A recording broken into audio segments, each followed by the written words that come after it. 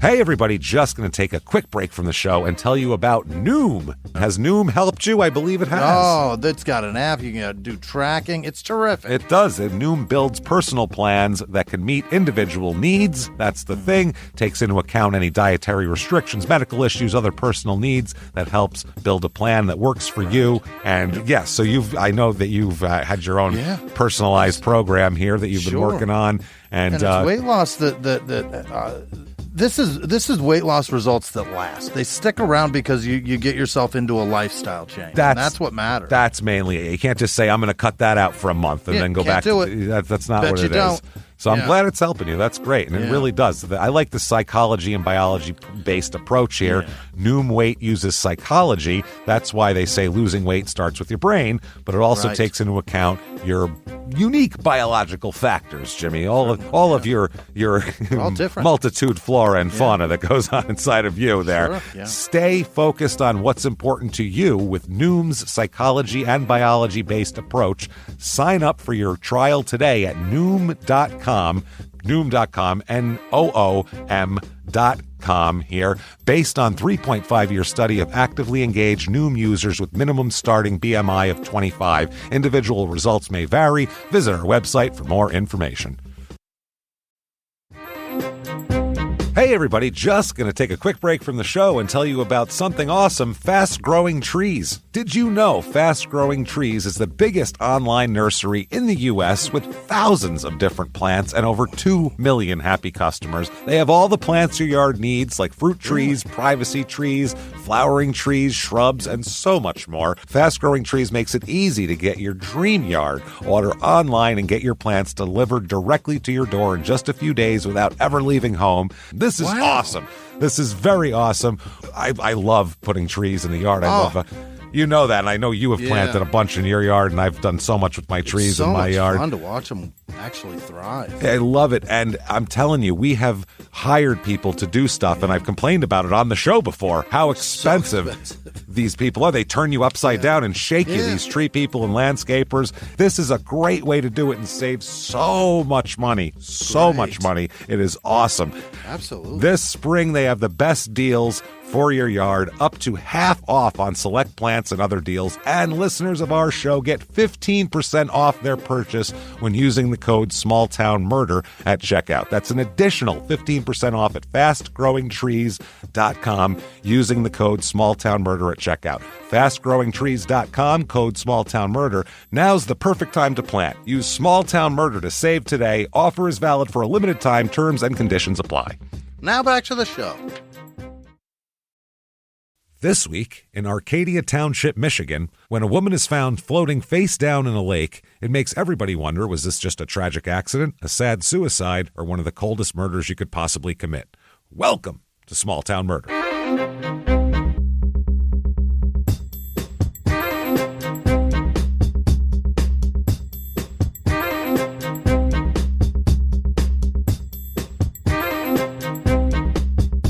Hello, everybody, and welcome back to Small Town Murder. Yay! Oh, yay indeed, Jimmy. Yay indeed. My name is James Petrogallo. I'm here with my co-host. I'm Jimmy Wissman. Thank you, folks, so much for joining us today on another crazy edition of Small Town Murder. We've had a lot of crazy lately. Last week, the main episode was Haddon Clark, who was one of the most insane serial killers with all of his drawings. So terrible person, yeah. It's been crazy lately. Definitely, before we get started, head over to shutupandgivememurder.com. First of all, merchandise is there. But second, tickets to shows are there. Oh, yeah. Get those right now. Get your 420 tickets for the virtual live show anywhere in the world that you are with an internet connection. You can watch a live show. It'll be just like a regular live show, except we're going to be wearing costumes. And since it'll be a 420 show, it takes place on the 19th of April, and there's 2 weeks you can get it after that. But since it's on 420, I'll have crazy smoking apparatus for Jimmy to be terrified of, and a crazy story, and all the pictures and everything like that. Can't wait. And you should get tickets for regular live shows while you're there as well. Next up in May, we have St. Louis and Chicago. I think St. Louis is about gone, everybody. But pretty Chicago, close, still tickets left for Chicago. Get them right now before they're gone. And for the rest of the year, too, because we have a bunch of shows that are sold out already. So Get in there right now. Even in December, Philly, D.C., get them right now because they're almost gone. So do that. Shutupandgivememurder.com. Also, listen to Crime in Sports if you haven't. Because this week, you definitely don't have to like sports. We have been doing a series on Evel Knievel, who's just one of the craziest guys. And that's what a guy. That's more of a cultural icon type thing. It has nothing to do with sports. Check it out. It's a crazy series. And also listen to Your Stupid Opinions, which is the funniest show on the internet. So check all those out. And then also subscribe to Patreon while you're at it. Sure, yeah. Patreon.com/CrimeInSports is where you get all the bonus material. Anybody, $5 a month or above, you're going to get it all. You're going to get hundreds of back episodes you've never heard before immediately upon subscription, then new ones every other week. One Crime in Sports, one Small Town Murder, and you're going to get them all. That's right. Yeah. All of it. This week for Crime in Sports, we're going to talk about the 2012 Miami Dolphins bullying scandal and some new stuff that's come up about that lately. You know, in retrospect, people have different opinions now, so that's interesting. And then for Small Town Murder, we're going to talk about the Amazon review killer who killed people, held women hostage, did all this stuff, and then the tools of that trade, he left truthful Amazon reviews about, you know, how this was helpful in killing people. And it's bonkers. We'll talk all about that. That is patreon.com/CrimeInSports. And you get a shout out at the end of the show as well. Yeah. Jimmy will mess your name all up. That said, disclaimer time. It's a comedy show, everybody. That's one thing.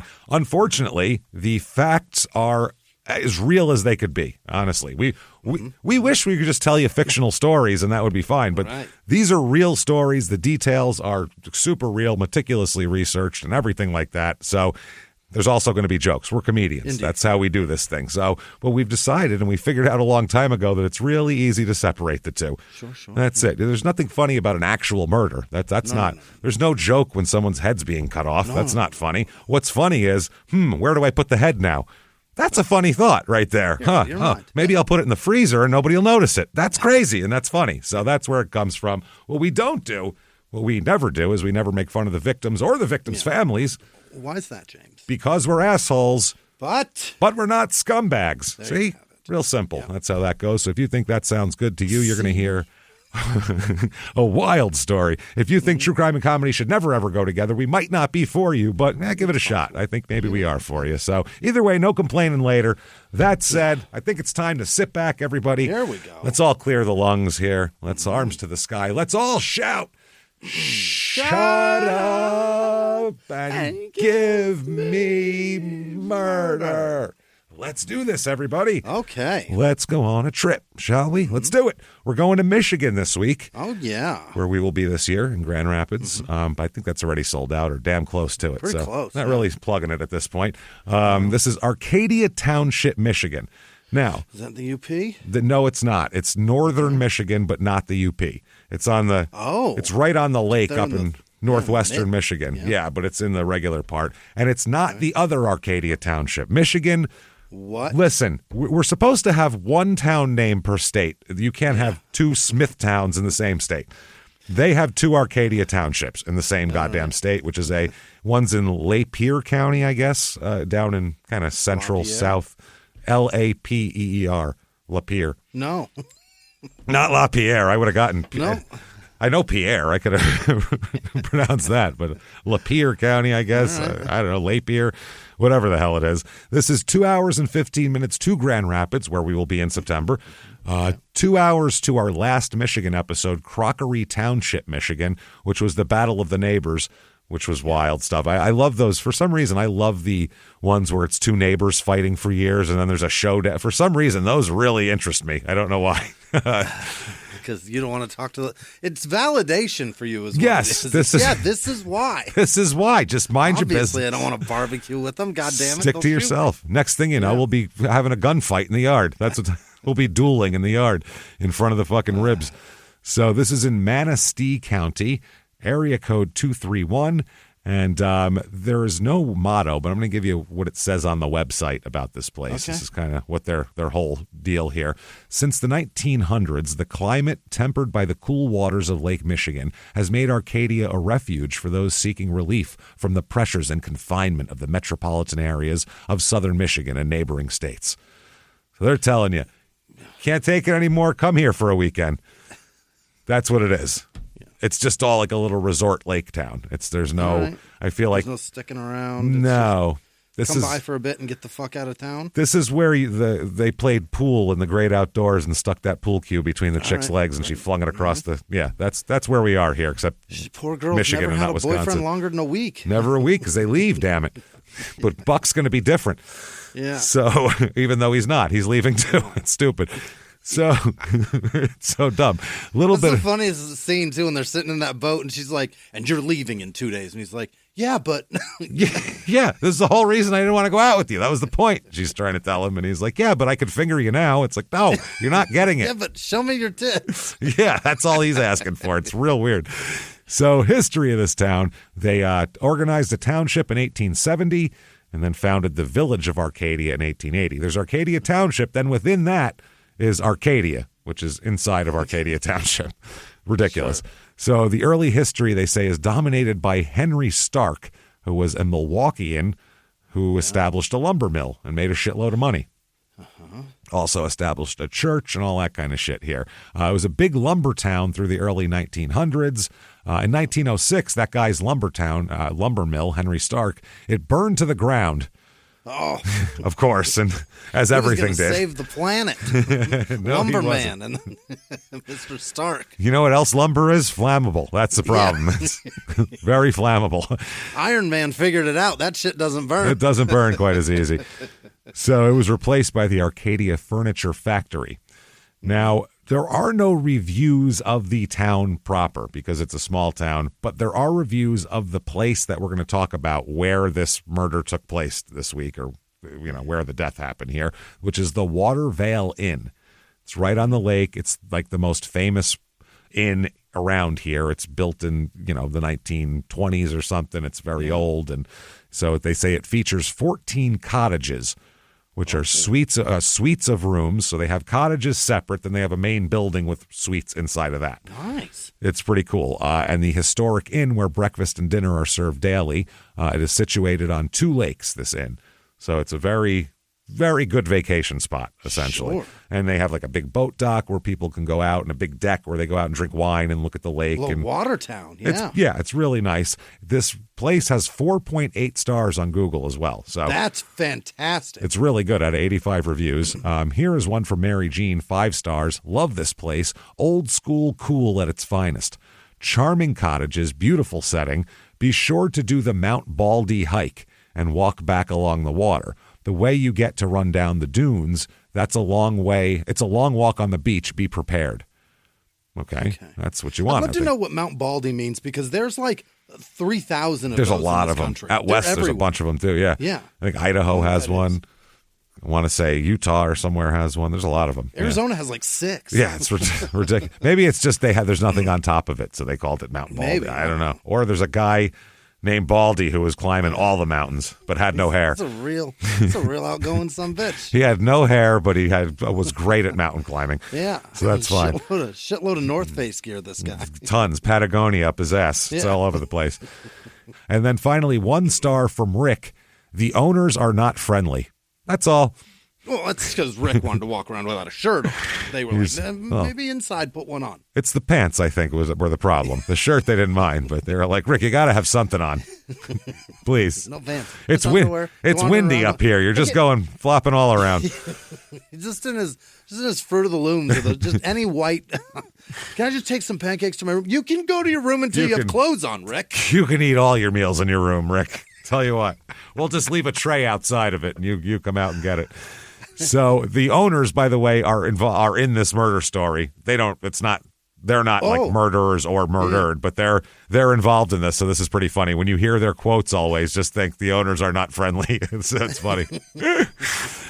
People in this town, 524 is the permanent residents. Oh boy, so just enough to work all the places and stores and ice cream shops and shit. More males than females here, which is odd. Really? 50. Over 51% male, but it's very strange because the median age is 60. So when people are older, usually the males start to die off and you get more females. Right. So this is a very strange stat there. 60% married, which is higher than the national average. Single with children, 0.0%. Hell yeah. None. We're all old. Don't care. Married and have kids. That's it. Race in this town, 94.6% white, 4% black, 1.1% Hispanic. Religion, 40.4% religious, and it's spread around pretty good. There's some Lutherans, an Episcopalian or two, a Presbyterian here or there. Most of them are Catholic, though, 20% Catholic. So Catholics are the Baptists of the northern Midwestern area of the Great Lakes. Catholics of the Baptists of the Great Lakes. Unemployment rate is 7.6% here, which is much higher than the national average. And that's because there's a limited amount here. I mean, there's just... You either work at the store that sells the little melted snow globy things or, it's a tourist town. So the fish. Yeah, not a lot of industry here that you can really crank onto. Median household income here, though, is high. It's $74,167 a year, which is higher than $69,000. That's the average. Cost of living here is 78 out of 100, which is pretty low. Housing is the median home cost here is $249,500. Wow. Which sounds good. For a lake town? That sounds great. Sounds great till you get into the housing market. That includes like just a lot that has no houses on it. You know what I mean? So that could be $100,000, and they average that out with a house that's $500,000, and you have a lower average. So in case you want to find out a little more about it, maybe you're looking for a nice place to spend a summer night in the lake here, we have for you the Arcadia Township, Michigan Real Estate Report.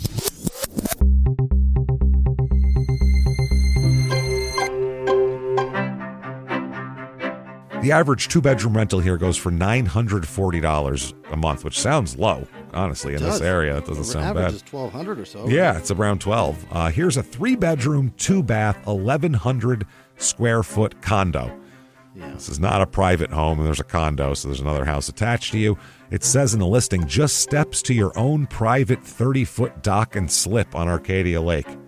Awesome. That's pretty cool. It's very cool. Pretty bland on the inside. This is not a place I feel like where you live. This is a weekend summer place because all those places, like in Lake George, they have those. All the houses for sale. They're like $700,000, and inside they're from 1981. They're just there's carpet. They're a mess. So that's what it looks like. It looks like a giant motel room that needs an update. The whole house, $224,900 though. So if you just want to go up and party on the lake or whatever, I mean, if you want to own a lake house, there you go. It's pretty expensive still, isn't it? It's expensive, yeah, but I mean, that's below the average to live on the lake. For a lake house, too. Yeah. It's really not that bad. Yeah, I assume if you're going to buy a lake house, you're not like, counting scrimping pennies at that point. You're doing all right. You're doing okay for yourself. Here's a 4-bedroom, 3-bath, 2,364-square-foot house on 3.52 acres. Okay. It's nice inside. It's very updated, HGTV friendly type of joint. Not bad. Not on the lake, but you have views of Lake Michigan. Okay. So it's okay. $799,900 for that, though. Christ. But it is 2,500 square feet almost and 3.5 acres. So, okay. $800,000. A little pricey. Yeah. Here's a 3-bedroom, 2-bath, speaking of pricey, 2,033 square foot. So not humongous. Smaller than the other one. It's on 4.97 acres. Hell yeah. And I'll read the listing. Rare opportunity to own this amazing property. 198 feet of private frontage on Lake Michigan. Nearly 5 acres of land. Wow. Yeah, this is 60 yards of shoreline. That's yours. That's yours on Lake Michigan. Nobody will be there. It's fucking awesome. It's all woods around your house leading up to the lake. Beautiful. Built in 1920. Inside, it's 1989. That's what it looks like in there. That's when it was updated. Farty as the day is long, but a lot of like real wood paneling in the rooms that looks nice, that kind of shit. $1,150,000 though. You're going to pay for that. You want 5 acres of lakefront, you're paying for it. That's how that works. Things to do here. Okay, got a couple of things. First is Arcadia Days, D-A-Z-E, of course. Every town seems to have one. And it says the festival's a great local event that celebrates the heritage of Arcadia, Michigan. And that is, this is how they celebrate with a pickleball tournament. Yeah. That tells me about heritage and old-timey things. It's old people, yeah. Fireworks over Lake Michigan, pulled pork sandwiches with fixins. With fixins? With fixins. From 5 p.m. until sold out, it says. Music by Barefoot. That's the band. Okay. And then Not also Switchfoot? No, barefoot. Not one shoe, nothing that. We have free horse carriage rides, dance to live music by Bent Carrot, which sounds like a dick euphemism. Sure does. Sounds like you got some Peronis and you got a dick euphemism. Or sounds like you were throwing a lot of hips real fast. Real coordination. And fucking Bent Carrot time. Kids fishing tournament. Sure. Children's Fishing story. for kids. Fishing for kids. A doubles cornhole tournament. Let's get together and see how much corn we can hold. Double-sided cornhole. Double-sided. Right. Also a ham and German potato salad lunch.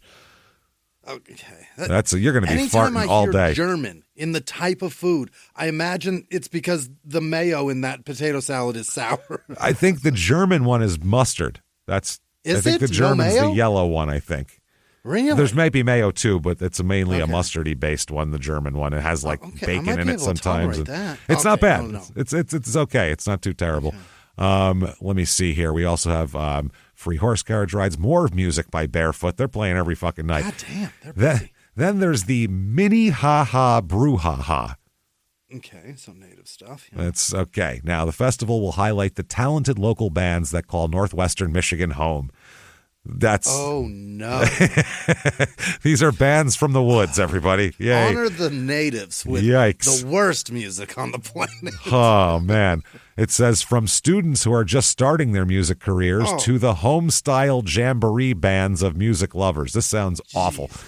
The centerpiece stage will be supported by a collection of other homegrown favorites like local food trucks and a tasting sponsored by regional breweries. We believe that local acts deserve a spot in the limelight. They will once they get good enough for people to see them.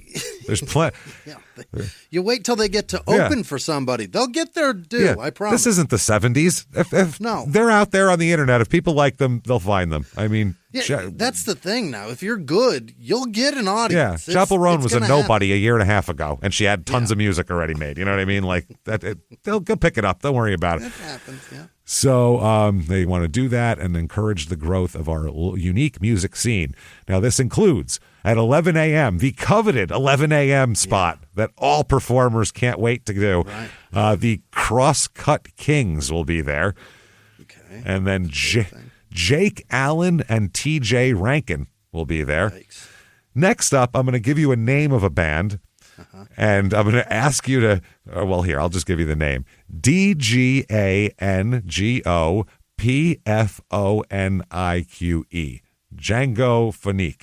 Djangophonic. Yeah. What do you think that band looks like? And I guarantee you, anyone out there listening right now, no matter what you're fucking picturing, you are really wrong. Like, dead fucking wrong. It's not like black people doing techno music or something. Oh, who the fuck is this? It is a group. Well, don't do that. It's, first of all, they have a stand-up bass, which is, there's like an oboe or a clarinet or some shit. Yeah. A lady who looks like she's wearing a fucking prom dress with full gloves going up her arm. Above the elbow, man. 4 dudes in bow ties. It looks like if you went to tuxedos. If you went to a fancy hotel, they'd be quietly playing in the lounge while being ignored. Djangophonique. And then there is, after him, Darren Vandermolen, who I hate to do this to you. Oh, boy. But I'm just going to show him to you, and you can make your own. Oh, shit. He looks just like you. I hate it. I hate that he does. But God damn it, Darren. I saw the picture, and I'm like, oh, no, it's Jimmy rocking on the bass. Get some transplants, Darren. Get out of my life. Oh, no. Same thing. And he's playing bass with a little kid in front of him there. We also have Nick Vine, I don't know, Veine. I don't know who the fuck That's Vane, isn't it? He needs to come up with a better name. That's what I was, either a cock euphemism or it's Vine. I don't know. The Mark Lavengood Band. This is awful. That is the Mark Lavin Bad Band, it sounds like. I'm not into that. Jones and the Get Down, which at least sounds like a band. Yeah. Sean Kelly, who I assume is going to just play Irish fucking... Irish music the whole time. Whiskey in the jar. And... I'm here sad music to drink to. All right. All right, we're playing Rattling Bog for the third time. The Ride after that. The Jim Cummins Band. Yeah. And then TC Knuckleheads. All right. Beats the shit out of me. I don't know. Those are local bands, everybody. You betcha. Crime rate in this town, what we are interested in here, property crime is about 1/3 below the national average, so it's safer than normal. And then violent crime, murder, rape, robbery, and of course assault, the Mount Rushmore of crime, is about half the national average. So okay, so pretty good. As you would expect at like a sleepy lake town, people aren't just savaging each other in the streets, which is although there are some holiday traveling drunkards that cause some problems. That's what it is. Gonna happen. It goes. You can't avoid it. Unavoidable. So that said, let's talk about some murder here. Let's get into this. Let's talk about a woman first here. Florence Stern. Okay, Stern. Stern. Goes by Flo because that's a cooler name. Flo sound. Anybody with the name Flo sounds cool. They're fun. They sound like they're cool. Hey, Flo. Hey, what's happening? She sounds chill. She's born in 1966 here. She is from Huntington Woods, Michigan, which is a Detroit suburb, apparently. Oh. Yeah. They made it sound like it's way far away from Detroit, though. Sure does. Put Woods in there. People think it's totally different. They won't see. And Huntington sounds like it's so far out. That's where you can shoot a deer from your front porch. Sounds like fancy woods. Yeah. And then your servant will go retrieve the deer for you that you just shot from your front woods. She's the daughter of Harold and Claire Stern. And people, apparently Flo, using she has the name Flo, so she's got to use it, is very good at making friends and very good at connecting with people. Yeah. She's very good at that, very real friendly and that kind of shit. And she's into arts. In college, she's a fine arts major. Okay. So she does that. Her friend said she brought a sense of the beautiful to everything she did. I don't know. I don't know what that means. That sounds pretentious, is what that. Yeah, don't say that about me. Yeah, no. I'm sure they won't. But he brought a sense of beautiful to everything he did. Now, I'm more likely to say he looked like Dan Vandermolen or whoever that guy, Darren Vandermolen or whoever the fuck that was. I'm never gonna forget that motherfucker's name as long as I live. Never, you son of a bitch. I hate him so much. Oh, you bastard. So, she did that, sense of the beautiful. I'm not saying she sounds pretentious. Her friend sounds pretentious for saying that. It sounds weird. Now, she knew somebody named Connie here who has a brother named Mark. All right. Yeah. Connie says she's beautiful. She's charming. She's fun. Flo's a great lady here. Now, Connie's brother, his name is Mark. Mark Unger, like Felix, Unger. He is born in 1960, so a few years older than her. Also from the Huntington Woods area. Really? Interesting. So he's got two sisters, Kim and Connie. Okay. And Connie's the one who knows this Flo. Okay. Now, Unger, when he's a kid, he's a big sports guy, always really into sports, wanted to be like an athlete, but, like most people, isn't going to be a professional athlete. So. Unfortunately. Yeah, but still wants to do shit involved in sports. That's his deal. Like he played t-ball when he was a kid, like kids do, and loves sports. He attended the Detroit Country Day School where he was on the tennis team. Oh. So, number one, Detroit Country Day School, that sounds like a private school that's very fancy. Because there's schools here that are like the Rye Country Day School my friend went to because he got a hockey scholarship and it's very expensive. Country Day School. And they were like, in the 90s, they were like $20,000 a year to send your kid to high school. It was wild. Yeah, that was back then. So that sounds expensive. And he's on the tennis team, which is also an expensive sport. That's the most, yeah. That As a teenager, if you're good at tennis, you've played a lot of tennis, that's crazy that you have that much access to tennis courts. Dude, I didn't fucking have there was like parks with tennis courts, but no one played tennis on them. You know what I mean? There was a park with tennis courts on it near me, but the nets were never on unless they had like some league up there. Then they put the nets on. So otherwise, you just had posts in a green blacktop area. Otherwise, people just set the nets on fire. That's all. Right. Cut strings off of it, whatever. Yeah. So he ended up going to the University of Michigan, and so did Flo. Okay. So that's where they're going to meet here. Now, Connie, couple of Wolverines. Connie here, big Jim Harbaugh fans. Yeah. So, well, not anymore, I guess. No. He's gone now. So Connie and big Bo Schembechler fans back then, I guess. I don't know. So Connie here describes Mark, that's her, she's describing her own brother, as a very gentle teddy bear of a guy. Yeah. That's all. Connie said her brother and Flo met through, and this is weird, met through Connie's daughter, who was one of Flo's friends. So I assume Connie's got to be much older than her brother, because I think he's the youngest of the family here. So she's got to be much older and have had a daughter very young for her to be in the same age bracket as someone 6 years younger than Mark.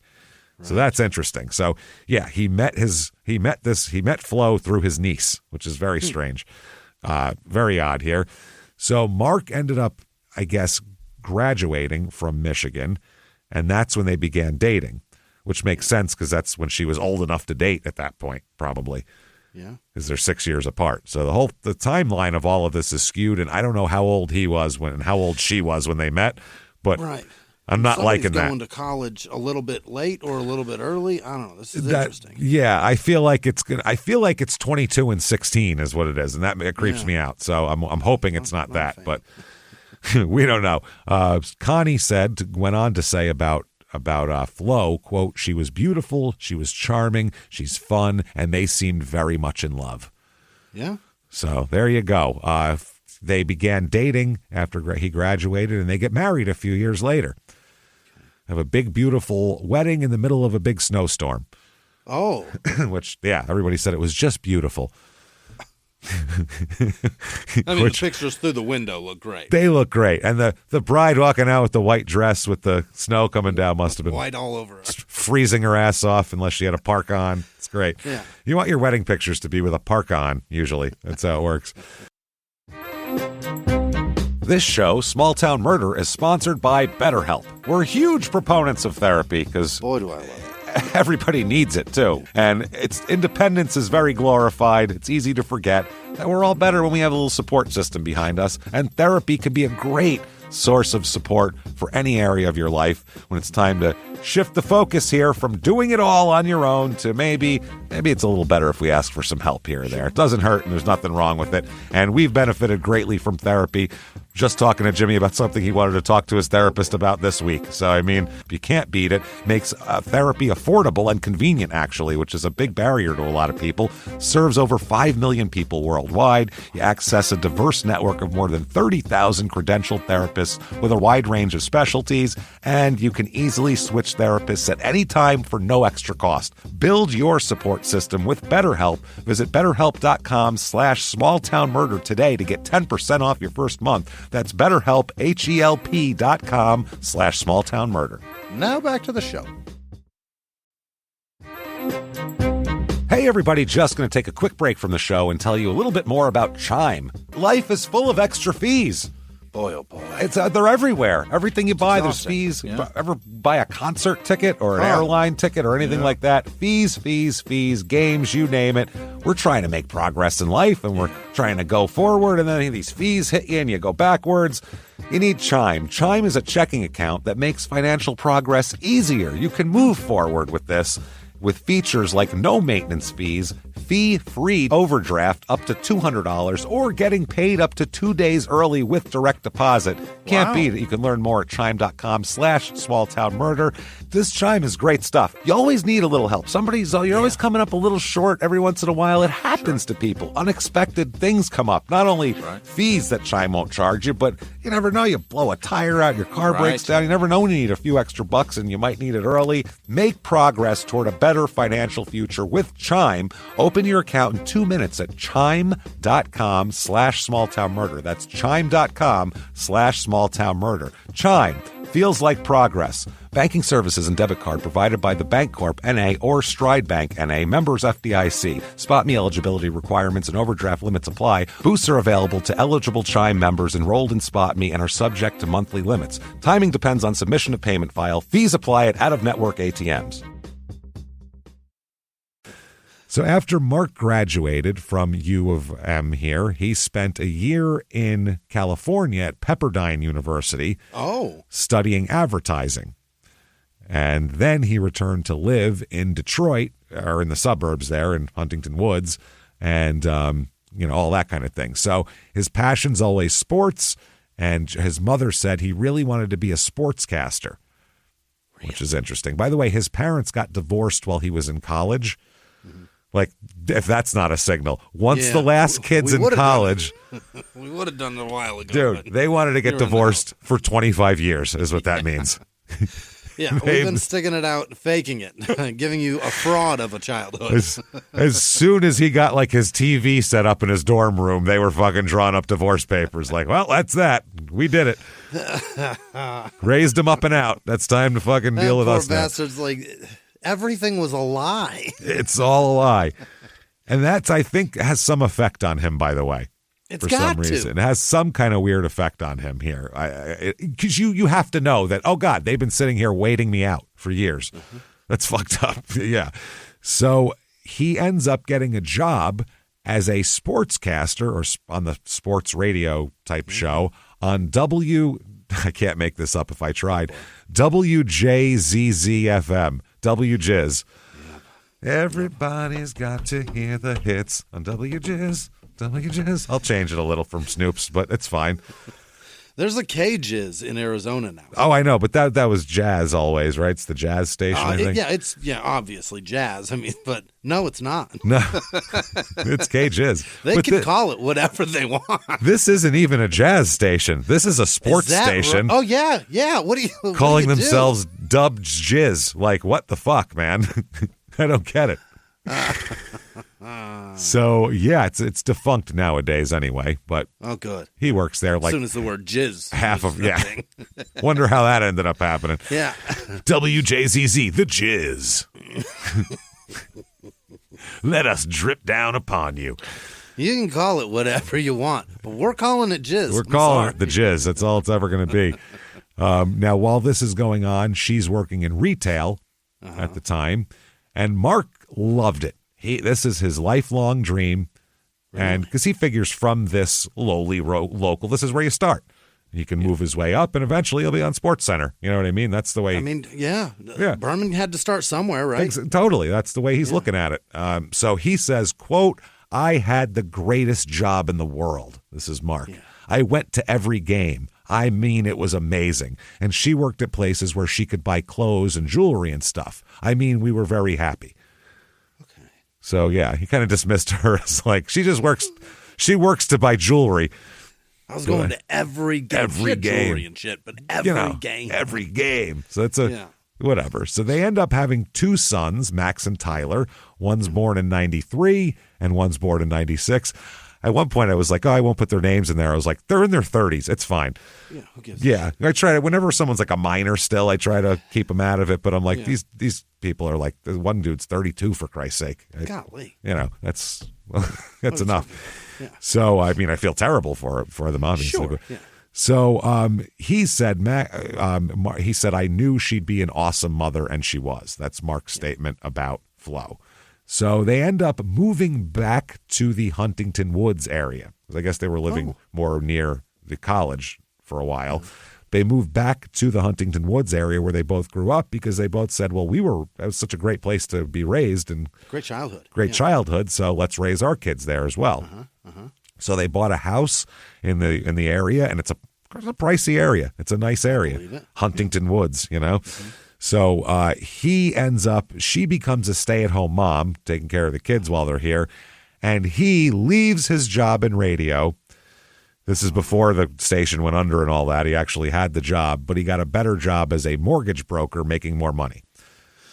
Yeah. Which he's fucking miserable, by the way, as you can imagine. I can't imagine, yeah. Yeah, to go from I go to every game and talk to the athletes. Party time. Talk about sports for a living to mortgage brokering, which is the most boring fucking thing I can think of. What are interest rates this morning? Oh, my God. It's not even real estate agent where at least you can go, there's a new, if you're interested in houses or architecture. Yeah, there's a track being sold down the street. Something. This is just, you've decided on it. Let's do the paperwork. This is an awful job, man. Yeah. So he's doing that. Florence is becoming a stay-at-home mom, but they are making more money now and can afford to live in the suburb, and they're going to try to raise the family right here. Now, 1998 comes along, and Mark suffers a pretty good back injury. Not sure how it happened. 38 years old. But yeah, he's got a pretty good back injury that he gets to where he has to go to the doctor and, have a bunch of shit done and everything. So he begins, they gave him Vicodin for it. Yeah. Which in the late 90s is when Oxycontin came out. And they were aggressively marketing that shit to doctors. Yeah. Like, oh my God. I've seen these like documentaries on it and things where they're showing the like testimonials from back then saying there is 0% chance of being addicted to this shit. Is that right? Oh, absolutely. Yeah. Because they Oxy. Oh my God. They're saying Oxy isn't addictive. You can prescribe it to anybody. It's great. You can prescribe it to kids, old people. It was wild. If you've had 2 weeks of what do they call that? Experimental dosing of people. Oh yeah, it's 100% addictive. It's very obvious. That's that's where the opioid epidemic came from. It exploded after that. It exploded after that. What the fuck? They were encouraging and doctors to prescribe this to people, and the doctors were going along with it because they're making money. So it was all kind of together at the time, and and they seemed like they were believing what the what their trials from these people said from the companies, but the companies were lying, and so that's what ended up happening. It was hard. So he gets Vicodin for this anyway, and he becomes hooked on them, as one does. He's got concrete shits, Yep, and he hasn't shit in a month. And in addition to that, he starts, because he can't work also because his back's all fucked up. So now he's home all the time, and he develops alcohol addictions as well. Really? Because, a drink and a Vicodin, you're going to feel great. You're going to better with it. You're going to feel like fucking soup all day. You're just going to be like, So I get it. And then he starts getting really heavy into gambling as well. Why would he do this at 38? This is not good. Yeah, to become what the fuck? To become a pill addict, alcoholic gambler at 38 that's crazy, bonkers. And I get the gambling because he's very into sports, so maybe that's his way of for a while. It's just getting worse now because he's bored. So and now he's got money. Absolutely, and after a while, he just stops going to work, and he's just home. He's on pills. It's not good. Boy. Florence has to get a job and take care of the family because otherwise, it's a mess. Yeah. So Mark said it was not only the Vicodin and the gambling, it was my behavior in general, the selfishness. Yeah. That's what he said at one point. They began sleeping in separate bedrooms, the couple, which is never good. She's grossed out. Yeah. Yeah, it's just he just doesn't come to bed, or he passes out at 7:30 from booze and pills all day, on the couch. He sleeps wherever he fell asleep. Kind of, yeah. I assume there's a chair here that's getting a lot of use. You know what I mean? It's a real black spot on it. Oh, a recliner with a real ass groove here. Oily recliner. No shit. So, in addition to all this, her father, Harold, says that she never liked her married name. She never liked to be Flo Unger. Yeah. Yeah. And it looks like Flounder. It does look like Flounder. Yeah, it's Flounder. It looks like hello Flounder, but no, it's Flo. It's Flo. Oh, that's the last Shit. name. Okay, I'm so sorry. But in '98, you were still only about 25 years removed from the Odd Couple, also being like on television, and that's Felix Unger, and he's Tony Randall, the real persnickety guy, and it has a negative connotation to it. Like people say, you're a real Felix Unger. That's not a compliment. You know what I mean? Yikes. So I think that's part of it. The dad said she always hated the name Unger and intended to change her name back to Stern. Yeah, I love that today. Thank God, women can just fucking choose whether or not to take his name, and it's like they always insulting anymore. Yeah. People used to freak out. But the mother-in-law used to be like, she won't even take his name. Yeah. Who they gives a still shit? people. You don't know how many people have said to that, have like made a comment about that to Sarah. It's unbelievable. Really? Yeah, and it's like, why would you want to change your name from a 4-letter fucking last name that's a word everyone can spell to Petragallo? Why would you want to do that? She was like, does that hurt your feelings? I was like, fuck no. Are you kidding me? Why? I get it. I can't. Take Hunt. Yeah, I was like, I still want to be a guinea, but that's fine. But why would you want that? You don't take that on purpose. That's given to you and you go, I'm going to keep this and call it pride. That's what you do. You don't fucking do that on purpose. You should be able to choose whichever one you enjoy as your name. Look cares? At the two.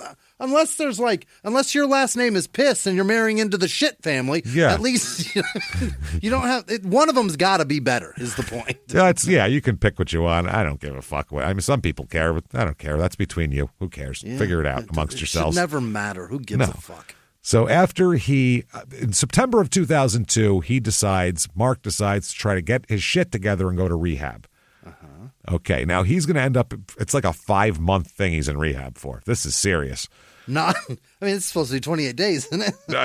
He's in a lot of trouble. This is Vicodin, booze, and gambling. Right. So he's getting 28 days for each. He's got like a triad, and then some more. He's got like a triad of shit he's got to work out here. It's pretty bad. Wow. So he's going to be there till February of 2003. Okay. Flo here, not thrilled with the marriage at this point, and is telling people that it's kind of beyond repair. Okay. He says at one point, she was not happy and she wasn't afraid to show it. He said, I was in therapy, a therapy appointment with our marriage counselor, and he said, I don't want to tell you exactly what she said. That's between us, but that's where it happened, and it was painful to hear. He's embarrassed. Yeah, so she doesn't want anything to do with him at this point anymore. She was also at that point working as a mortgage loan officer at Royal Oak Bank. That's what she was doing. Yeah, she was just like, well, I guess I'll fucking write people's loans then. Whatever. Someone's got to write goddamn mortgages in this house to stay afloat. I'll do it. Yeah. So people that know Flo know that she has actually been thinking about divorcing him for 6 or 7 years now, since before the injury, before the Vicodin, before any of that shit. It's been a while. Her friend said that she said they had lacked just things in common interests, and there's a lot of lies in the marriage, she said too, and she wouldn't really elaborate, but she would say there's a lot of lies. We'll uncover a few of them here. Well, we know 3 of them. Some of them are hers, too, though. That's the thing we'll talk about, yeah. Okay. So he gets out of rehab in February 2003, and then August 26th, 2003, Flo files for divorce. Okay. So Flo gets her file on here. Now, Mark fights against it. He's not just saying, great, let's get divorced. He's saying, I don't want it. No, he says they can reconcile. We can figure it out. He doesn't know the whole story here, though. So she asks for a court order freezing their assets at the time. And but friends say Mark kept hoping that he and Flo would stay together. Okay. A friend of theirs said, quote, Mark told her he was going to get custody of the children. He was going to get the house. She would get no child support and little alimony. So she felt very threatened. And one of her relatives said, she told me that she would live in a box before she let the kids go. Okay. And another friend said she said, I don't want to have to do it, but if he tries to take the kids from me and the house, I'm going to have to get nasty about the divorce. Yikes. Which, I'm going to have to bring up that he's an alcoholic and a gambler and he did this. Yeah. And there's probably in any marriage that's been together for, over, 13 years or something they've been married, there's plenty of dirt that you could all fling at each other. You know what I mean? Everybody's got baggage. Mud. The 13-year relationship of every kind. You can bring up a few occasions where that person did not act in the most fucking either side. Yeah. For anybody. That's what I mean. It's just human being is interacting is how it is. So Tuesday, October 21st, 2003. Yeah. Okay. There is a divorce hearing. So this is one of the initial hearings. As you know, this takes many, many times of going to court. Oh, boy. For a long time. Each one costs a little bit more. It is a little more in both money and your soul, just chipping away at it all. Like an ice sculpture. Fuck. Making an ice sculpture of an angry person. So Flo insisted she would fight to keep the boys. Okay. Mark had begged her not to. She demanded the release of all the records of Mark's gambling debts and drug addictions to be put into the case. Oh. And he obviously said, no, I don't want that. Yeah. I object. Not good. So obviously they still live together. So they're literally driving together to the court to go into court, sit at separate tables and argue, and then drive back to the same house together. Nothing better than your own space to decompress after this shit. You need this. You gotta say out loud, can you believe the bitch wants my gambling in this? This asshole, you want that. Yeah. So, no, they're still at home. Flo said to a bunch of friends, this was like the worst week of her life. Just so stressful. Imagine, It's horrifying. Her friend Susan said, I don't want to talk about it in detail, but I was very upset. And she also said, quote, I've been crying on the bathroom floor for the past 2 nights. That's not good. Whoa. That's not good. Her friend said, they'd been, warring all week. Then there's a guy named Glenn Stark, just like the guy who started the lumber mill, Glenn Stark. Now, he is Mark's best friend.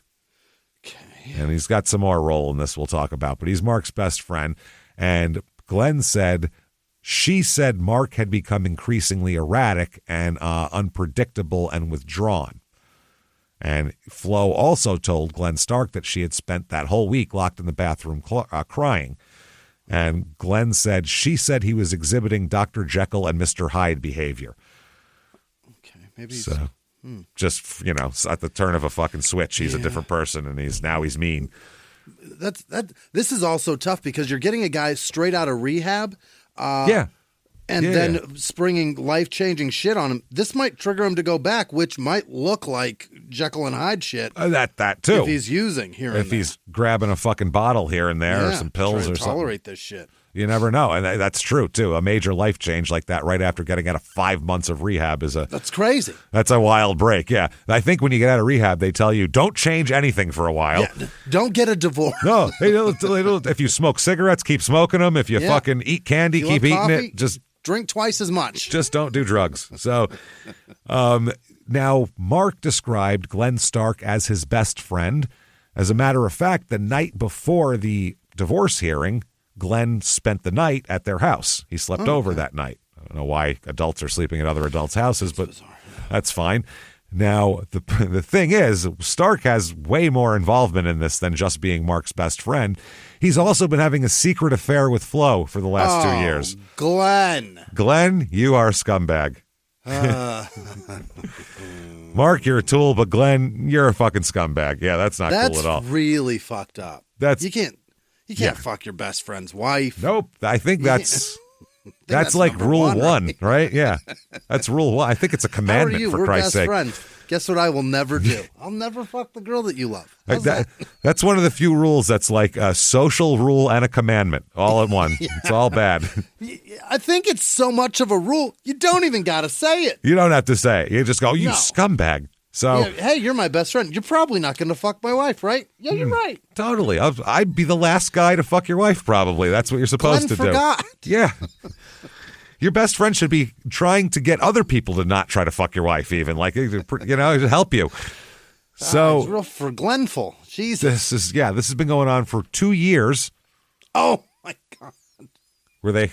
Yeah. Ongoing. Started out with a big email exchange back and forth, and they ended up having sex 4 or 5 times over this period. The last time they had sex up till this point was about a few days before the divorce hearing. While he was in rehab. While he was still there. No, this was while he was in rehab, that happened too. But the last time they hooked up was just like a few days before this divorce hearing, which is 6 months after he got out of rehab. So, yeah, that's he used to be their neighbor, and he said they were having what he called a discreet affair, exchanging intimate emails for 2 years, which is a new thing in the late 90s you could do, have an email affair, and, having sex a few times there, 4 or 5 times. Boy. Now, we don't think Mark knew about the affair. No? Well, the fact that he invited Glenn to stay at his house the night before the divorce proceedings makes me think he probably doesn't know about the affair. Just to, you know what I mean? I don't think he knows. Yeah. I can't imagine he does. So, and they asked Stark later on, Glenn, about this, and Glenn Stark said, I asked Mark if he was uncomfortable with me being there, I guess because they were fighting, and if he'd preferred that I stayed somewhere else, and he replied that no, he wasn't angry with me being there. I wasn't the one who was divorcing him. So, I don't think he knows about this affair at all. No clue. I'm certainly helping contribute to it, man. Yeah, but it's also, Mark has no fucking idea this is going on. Wow. So the day after the hearing, this is a Wednesday, October 22nd of 2003, a neighbor found Flo kneeling in her garden crying. Oh, boy. Which is sad. This is Ronald Loeb. He said, quote, "I said, hi, Flo, how are you?" What a dumb question. I'm kneeling in a garden crying. How do you think I am? Great. Hi, Flo. How are you? How are you? Clearly Great. one of the worst days of my life, you fucking insensitive cunt. How often do you cry in your yard is my response if I'm her. Yeah, I'm in public, and there's tears streaming down my face. This is wild. Yeah. Flo, how are you? And she looked up at me, and she was crying, and she said, not very well. Obviously. She, as I say, should have followed it up with, obviously, dickhead. Just don't even say a word. Look at a man crying and be like, and if he has any sense of anything, he'll be like, "Oh, are you okay? So Can I help? Yeah. Are you okay? Yeah. Are you okay? Is all right. Are you okay? Are you bleeding?" Yeah. Well, is this the beginning, middle, or end of this crying fit? Are you okay? How are you coming down? Are you? Yeah. Well, that means, like, are you coming down? You're going to be all right in a minute. You can talk about it. Do you need a minute to just cry it out? Do you have to, like, hug somebody and punch them on the shoulder? Like, what do you got? What do you need? You're kneeling. Did you twist a knee or an ankle? Do you need a hand? Is this an injury? Or is this internal or external? Let me know, please.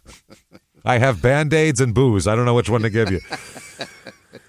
So he said, she told me that they were going up north and that she did not want to go and that she was afraid to go up north. Oh. Now, what he did is, it's October 24th, is a Friday of 2003. He made reservations to go up to the Watervale Inn because they go up every single year, their whole relationship. It's a tradition.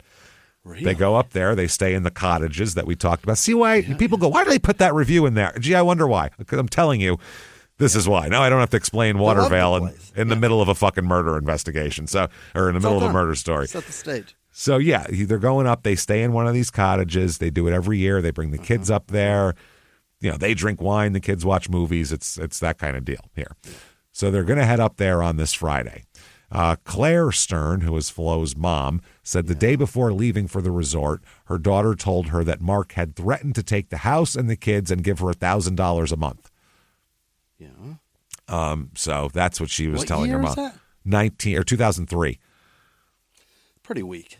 Yeah, well, take the house and the kids. Well, I mean, I don't know. That's obviously they're going back and forth threatening each other here. So they stay at the Watervale Inn, which is on Herring Lake. And Flo told a few people that she had some issues about going.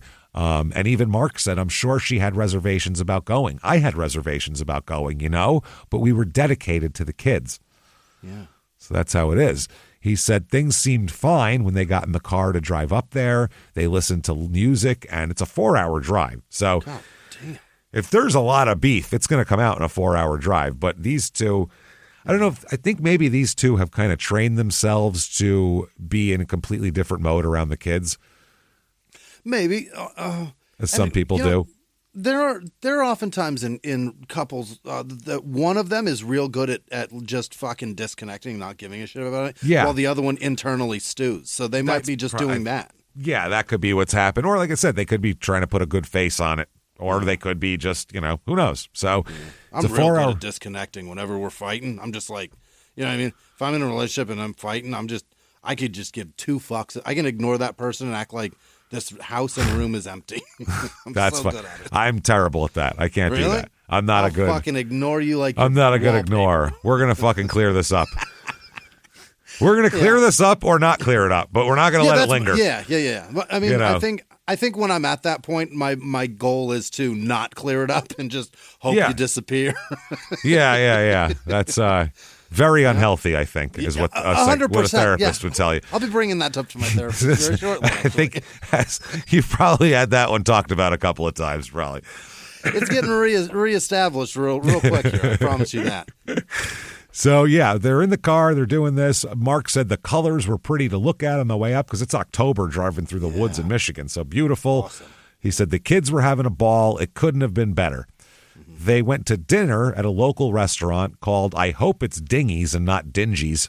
It's dingy. I hope it's Which dingies. is still gross. It's still, dingies sounds disgusting. Yeah. Then they went back to their cottage after a dinner at Dingy's. Yeah. Which is weird because the inn has dinner. Right. So I don't know if they just wanted to have, I don't know. Maybe it's fancier, and the kids, they want to just get them some chicken strips or something. Maybe Dingy's is just like fish and chips, and it's real lakefront shit. Yeah. Maybe they got that kind of shit. So there's beer there rather than wine. Yes, yes, only beer, no wine. Yeah. We got wine. We got white and red. Which one you want?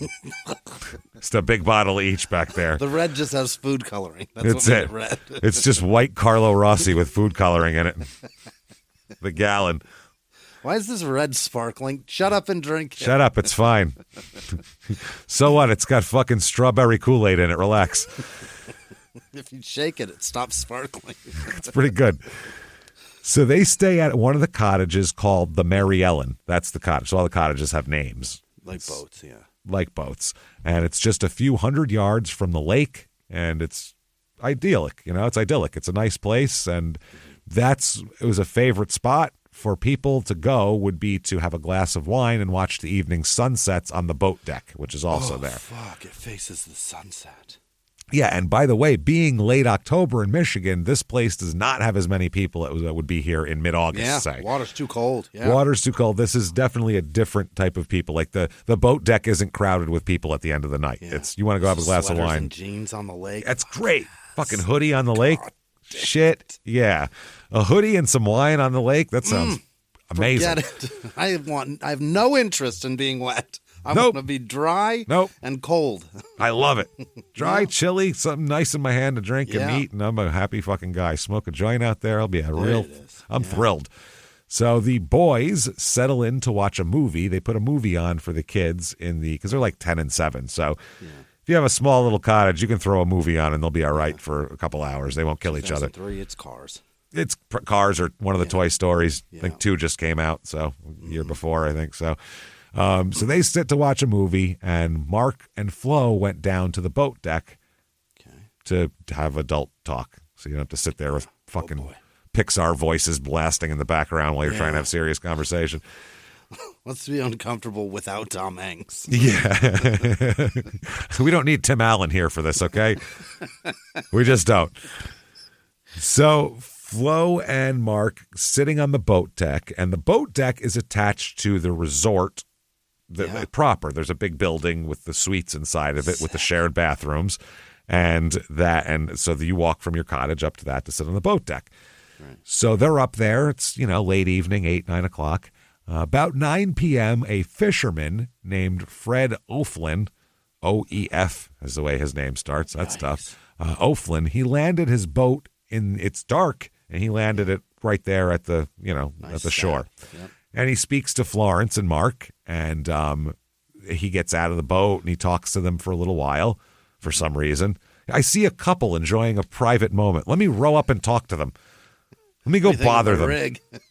Like, the fuck, man? I'm a boat guy. Yeah, we see it. Yeah. You see 2 people in the dark with glasses of wine, you're going to not go up to them, right? Like, I don't know. If they don't have a boat, I might feel like I just big timed them. I guess. It's just a motor, but it's not even a big boat, though. Oh, really? It's just a fucking, like a motor, like an outboard. Yeah. Like a little bass fishing boat, basically, like one of those. Yeah, my Evinrude's still more expensive than your fucking wine.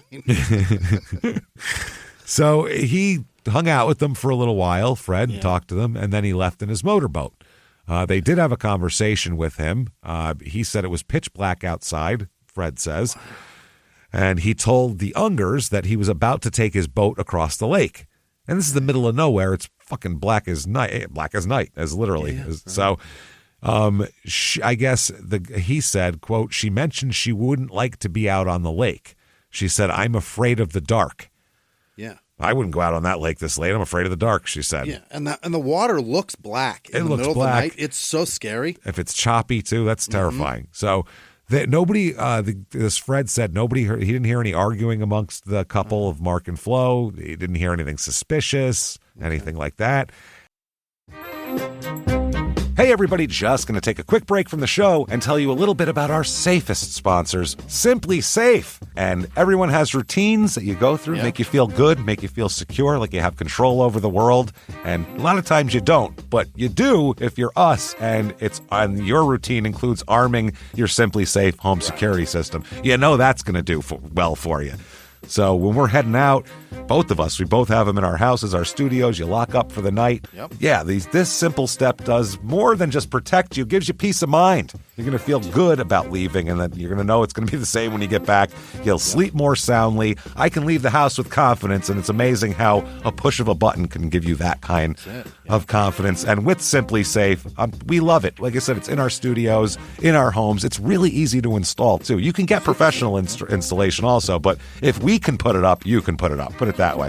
Visit simplysafe.com/small to claim 50% off a new system with a professional monitoring plan and get your first month free. That's simplysafe.com/small, SIMPLI safe.com/small. There's no safe like Simply Safe. And now back to the show. Hey everybody, just going to take a quick break from the show and tell you a little bit more about our stylish and fashionable friends over at Quince. Elevating your style, that used to be a real expensive thing. You want to change your look. So hard to do. It's expensive, but with Quince, this is the way you can do it the right way. You can get high-end, versatile pieces at a price that we can all actually afford and actually want to pay.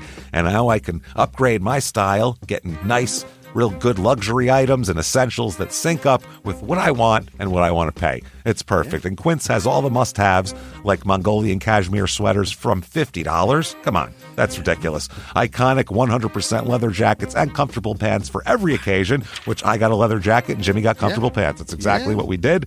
It's great stuff. So you, too, should do this. Indulge in affordable luxury. Go to quince.com/smalltownmurder for free shipping on your order and 365-day returns. That's QUINCE.com/smalltownmurder to get free shipping and 365-day returns. Quince.com/smalltownmurder. And now back to the show. Hey everybody, just going to take a quick break from the show to tell you a little bit about a delicious sponsor, Thrive Market. We have both been trying to eat healthy. Thrive Market is where you go, and that's why we like Thrive Market. You see these ingredients, and you're like, I don't know what that is. Yeah, it's hard to figure out what's good for you and what's not, but Thrive has it all in one convenient spot. They have everything. They're a no-junk online grocery store that bans over 1,000 harmful ingredients, and their team of product researchers. Like, I love a cookie. Okay? Yeah. I like a cookie. I like a chocolate chip cookie. I like almonds maybe in it. Oh, yeah. They have a delicious alternative I found here that is a gluten-free almond chocolate cookie, and it's delicious. And I'm like a cookie snob, too. Yeah. I usually don't like anything that's off. I don't know. I want sugar and all that. But no, these are delicious, and they're gluten-free, and they're really good. Outstanding. Try them out. You can find better options way easily with Thrive Market's Healthy Swap Scanner. You can scan a product and it instantly recommends cleaner alternatives. That's great. So if you like this, but this isn't good for you, let's find a better alternative. Are you ready to make the switch?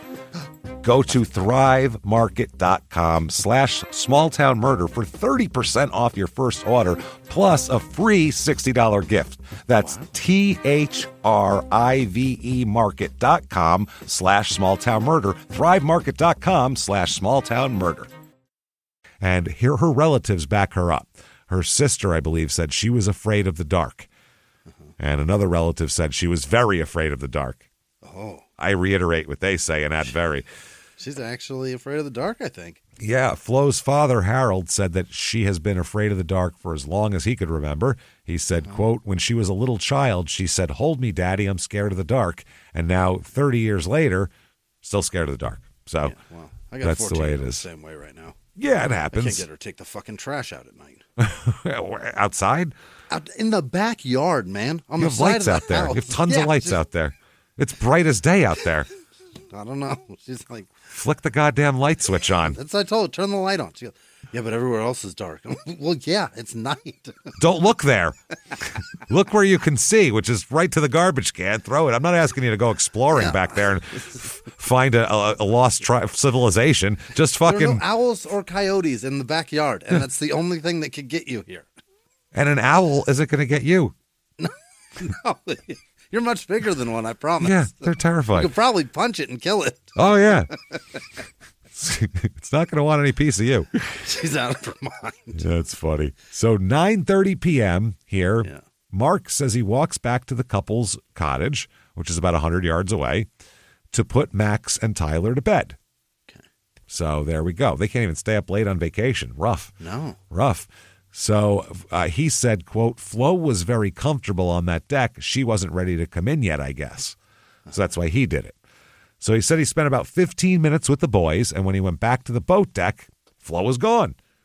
Really? Couldn't find her now. He walked 100 yards, sat 15 minutes, walked 100 yards, and she's gone. Huh. So he saw a light on at Maggie and Lynn Duncan's house, who are one of the property owners here.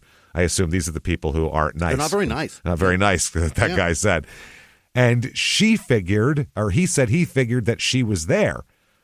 So she probably, because they know these people, because they've gone there a bunch of times. So she's Maggie's. All right, I'm going back in with the boys. So he's like, all right, she probably went over there. The light's on. That's the only thing that would make sense. So he said he didn't go over there and look. He just figured she was there. She probably's already saying negative things about me. I don't want to show my face where they already hate me. He literally said he thought maybe she was needed some privacy with them. Maybe she was talking shit about him. So he then said, he said that she must have visited the neighbor. I don't know. And even he said, quote, this is Mark. It wasn't anything earth-shattering that made me not go up there to the neighbor's house. I just thought about it and said, oh, she's up there. She's fine. And I went back to the cottage. Mm-hmm. So he said he went back to the cottage, put a movie on, and fell asleep. Huh. So he woke up right about daybreak the next morning and noticed she wasn't there. Still no Flo. No Flo. I got no Flo. So he called up Lynn and Maggie Duncan and said, hey, what up with Flo? Did you see her? Yeah, why'd she stay there? Now, the Duncans said, this is their accounting of that. They said that he said, quote, this is Mark. Flo hasn't come home all night. And they said that he said this through sobs. He was sobbing on the phone. Oh. So Lynn Duncan told Unger he and his wife would look for her. He said, well, we can go out and help you look for her. Mm-hmm. Duncan said, quote, I thought, why the hell would he be crying and not looking for her himself? Which is a good question, and also why people say you're not very nice on a review, maybe. They might that's a little too direct for some people. You know what I mean?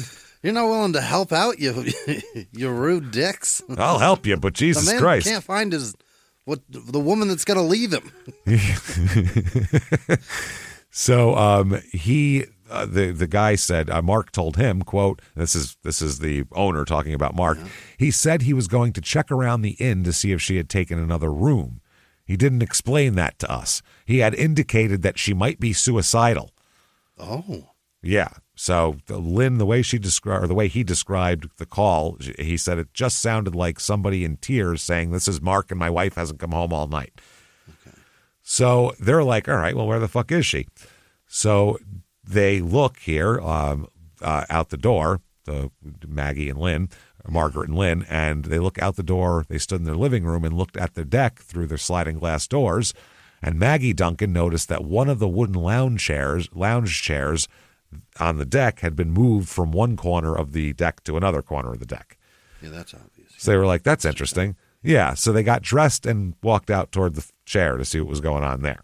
Uh-huh. So they're going to look, and they go their separate ways. Mark says he's going to go look over here. They're going to go look out on the deck and, wherever they're going to look. So they walk out there. This is Lynn Duncan and Maggie Duncan. Maggie gets there first. She peeks over the edge of the deck. Now, the deck here, the way it goes is there's a deck, and then there's a concrete landing below the deck, like another sidewalk, and then there's the water. There's the lake right there. Right. So that's the way it goes. She said she peeked over the edge, Maggie did, and she saw Florence. Oh. Bobbing in the water. Oh, no. Not good. No. Yeah. So this is, and the concrete's 12 feet below the deck. 12 feet, 12 feet of drop, concrete slab, then the water. So she said that her feet were closest to a concrete breaker wall and her head pointed toward the center of the lake. And she is on her face, bobbing up and down in the, like the dead man float. They're not good. Right. So Lynn Duncan, the husband here, said that he was not far behind. He said he saw the body in the water and picked up the blue blanket that Flo had with her that was on the deck. Oh, no. And moved it. Oh. I guess the blanket was on the cement slab below the deck down there. So he picked it up and moved it. He said when he picked it up, there was a puddle of blood under it. Oh. He was like, oh, shit, what the hell? Yeah, he just saw I'll pick this garbage up before it blows into the lake, and instead there's a puddle of blood on it. So he ran over to the cottage, the Mary Ellen, where the Ungers are staying here, and about halfway there, he runs into Mark. Yeah. Okay, and he said that now Duncan is crying at this point. He hates. Yeah, nobody wants to see that. No. He touched Mark's chest and said, Mark, you're not going to like it. She's in the water. Yeah. And he said that Mark screamed and took off running directly to where the body was in the lake. Oh, why did he know that? Yeah, he jumped in the water. Oh, no. Mark does. Duncan waded in, followed him, but walking. He said the two men hugged and cried together at the lake's edge, just sitting there, having a good cry. Fuck dignity. Fuck that. Now, the police arrived, and the Duncans leave the resort after they give their statement. They take off. Yeah. Like, I don't really want to be here. Yeah, you guys can have this for now. I don't want to be here during corpse season. It's not as good. It's not as fun. Muskie's better. Man. So Lynn Duncan here, the husband, said, I looked down there and I could see her in the water. And after a minute or so, I started to cry. My first reaction was suicide. Really? Yeah, that's right. And Lynn said, we have memories there that'll never disappear. Never. And Maggie Duncan said, I'll carry that to my grave, finding this poor dead woman here. So Maggie calls 911. And they answer the phone, and she says, they say, 911. She says, yeah, I'm pretty upset. That's how she leads it. Yeah, yes. Can you talk for a minute? Yeah, I'm pretty upset. Why is that? Well, I got the Final Jeopardy wrong tonight, and I was beating my husband until that came up. Well, there's that, and then this other part where my memories of this lake are fucking ruined. Oh yeah, there's a corpse in the water. That's what I was trying to tell you. She sounds nice as shit. Somebody's an asshole on the reviews. That's what I'm saying. She's calling 911 for Christ's sake. These people are decent, it sounds like. So, yeah, she said, I'm pretty upset. They said, okay, well, what's your name? Yeah. Let's start there. She says, Maggie Duncan, spells it out. She said, I believe there is a suicide or a drowning or something, is what she said. So that's what she says on 911. Now, here is Mark as he ran into the water, his statement about this. He said, I picked her up and put my arms underneath her and just lifted her up. And there was blood that just started coming out. And I just freaked. And I just about dropped her. And I just dropped her. I mean, I'm in the water with my wife who's just cold and bloody. Yeah. And he said I wasn't thinking. My whole life just ended right then. I wasn't thinking about anything. My whole world had ended right there. Yeah. So like we said, the blanket now, that blue blanket that covered a blood puddle here, Mark tells at least one person in the days following this that he had retrieved the blanket after Duncan had already found the body in order to keep her warm. So he said, I grabbed the blanket to keep her warm, which makes no sense because she's dead, and he didn't find the blanket or touch it. Duncan did. So it makes no sense why he would lie about that. Not sure. Yeah. So Lynn, the one that called the police, the husband, or as his wife called the police, he ended up, like I said, telling Mark, and they had a good cry on the shoulder there. Yeah. Lynn said, my first reaction, you think the best of the worst. But for him to go like that, well, you start to think other things. I'm not going to say what I think, but you come up with a conclusion, and it's not pleasant. So that is some Midwestern shit right there. Yeah. Listen, I pretty much thought this guy killed his wife, but, it's not nice to say that, so you get it. So he said that he had the thing that kept bothering him is he hadn't told Mark where the body was found. Right. He said, why would he run there? Lynn said he jumped in the water right next to her. And at that moment, I looked around and said to myself, my God, he did it. What? How else would he know? That is wild. That is a fascinating, Right out of the gate, he's like, my God, that man did it. There's a big-ass lake, and he jumped right in the spot? He knew exactly where in Lake fucking, whatever. Michigan? Yeah, it's crazy. Or Lake Herring or whatever the hell it is. Yeah. So the police arrive, obviously. Deputy Troy Packard responds, and he said, well, all that's reported to me is there's a body in the water. And you're thinking, was it an accident? Was it a suicide? Was it murder? Yeah. He goes, I don't know what the hell I'm walking into here. He's the first officer. He said he sensed something was off the minute he looked over the boat deck railing. Yeah. He said, I noticed the top railing was broken, fractured out. Okay. So like the railing that keeps you on there. They're wooden on these boat decks. Yeah. Apparently it was busted out. He said, next I noticed a rather large pool of blood. And he said that he calls 911, okay? Because cops, I guess they'll call 911 to, I don't know if they don't have radios on them or something, I don't think, that go back to like the police Maybe. station. There's only 500 people here. That's what I mean. So he calls 911 and said, better call out the troops on this one. Uh-huh. And the operator says, oh, yeah? And he said, yeah, I got blood. And the operator says, oh, Jesus, are you kidding? No, I'm pretty upset. Cop calling 911 for backup, you fucking idiot. No, I'm not kidding. He said, no, I'm not kidding. There's blood on the cement platform, and now she's in the water. And the operator said, oh, God, I want less of a shocked reaction from my 911 operators, by the way. Right? I don't want to ever hear them go, oh, God, ever. Oh, no matter what it is, they go, okay, stay calm. You're the calm one. What? All right, I'll put it in the report. Wow. Oh, God. Oh, God. Jeez, that's following, oh, Jesus, are you kidding? Which is even worse. Yeah. So the cop responds, so how did the blood get from the cement platform before she got in the water, That's what he said on the tape. So investigators obviously start with the boathouse and they comb the whole scene, and it's a murder investigation. It's one of those things, or a death investigation, I should say. On the wooden upper deck, a post was broken, and that was how the railing got broken.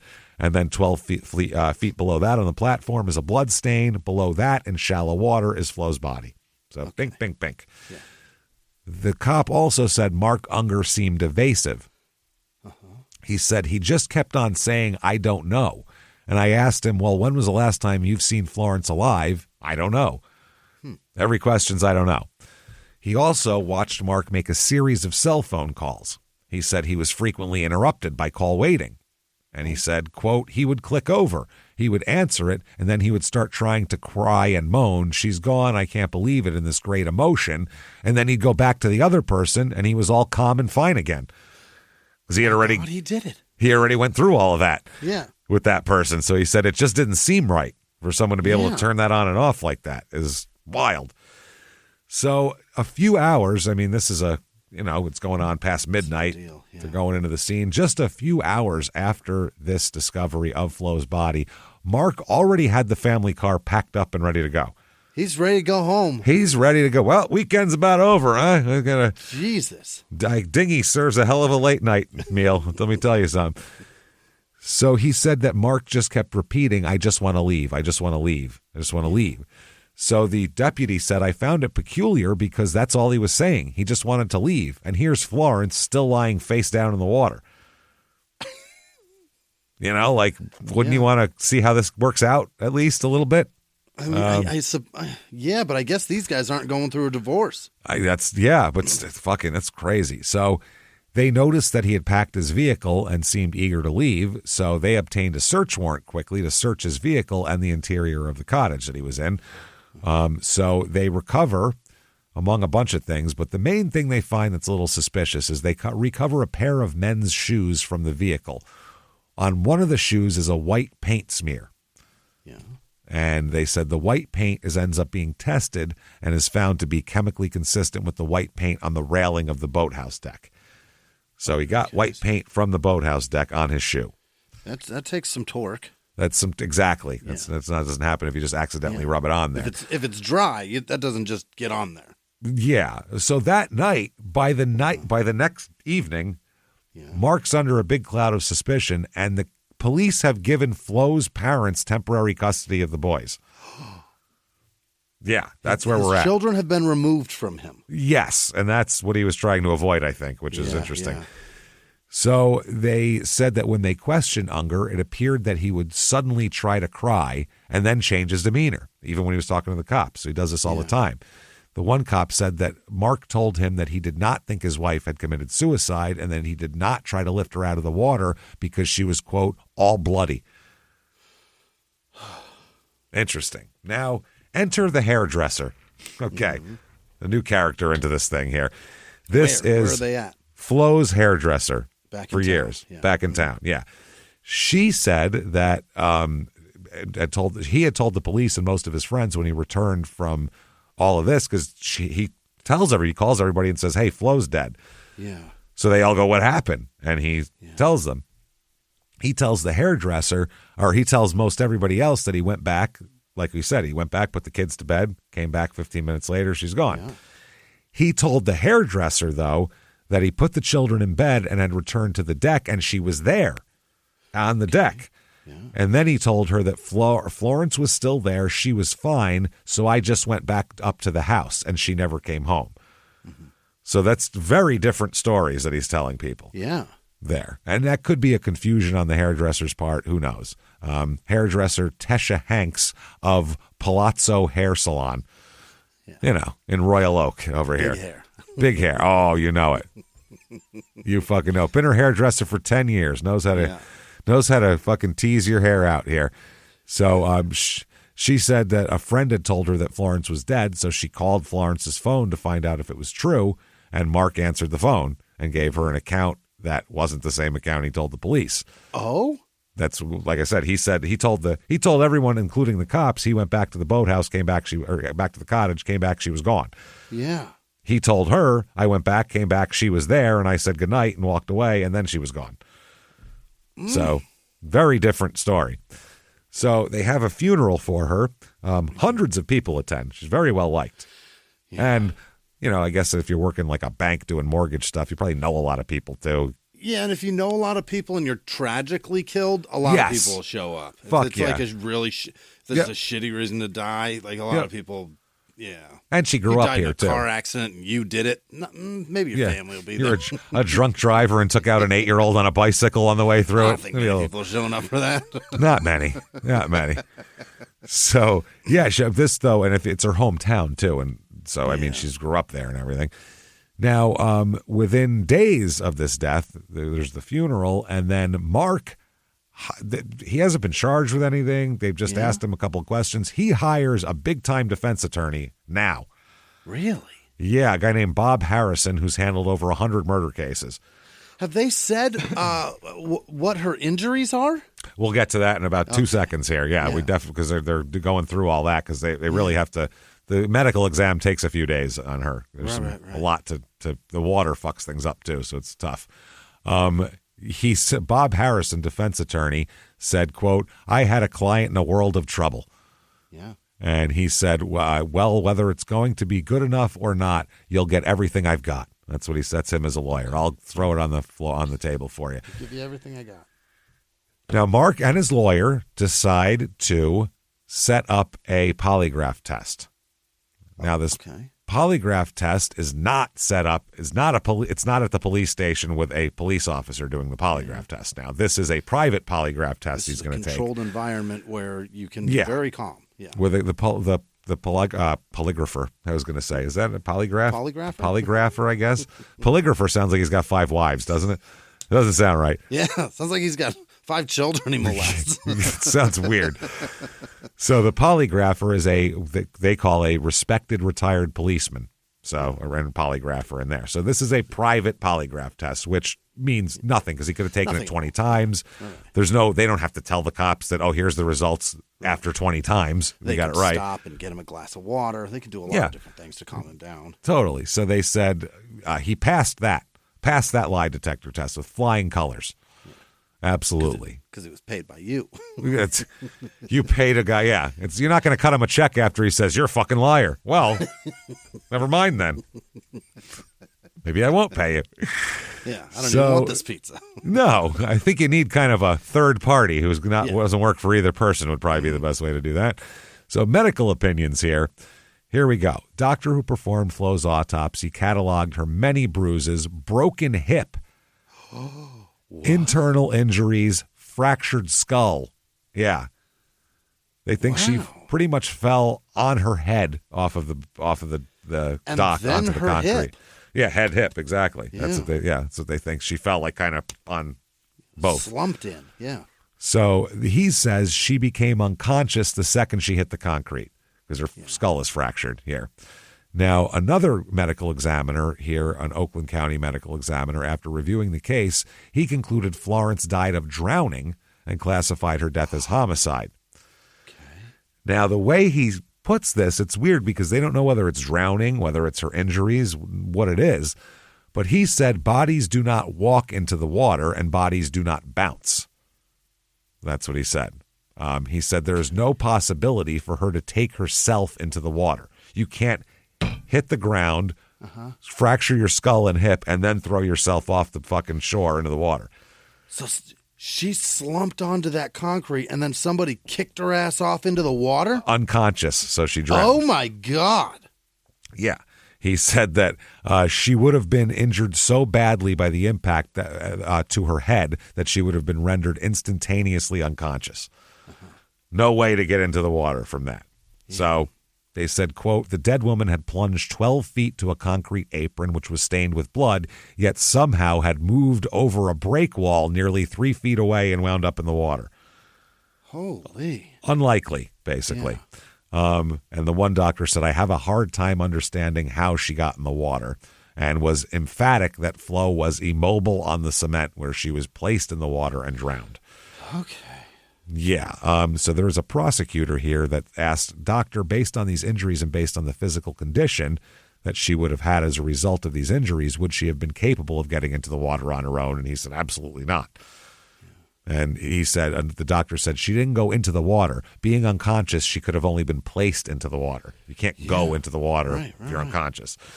Another doctor here, Paul McKeever of the University of Michigan, looked at the samples of Flo's brain tissue, performed several tests, and said one showed proof of a brain injury that could only have appeared if Flo had been alive on the cement a very long time. So fell on there, and then, the brain was dying or whatever. Right. This doctor said an hour and a half. She would have been alive for an hour and a half. Okay. And that's what they're saying. So they said, and if she was not capable of getting into the water on her own power, somebody must have put her into the water, and they had a long time to think about it before they did it.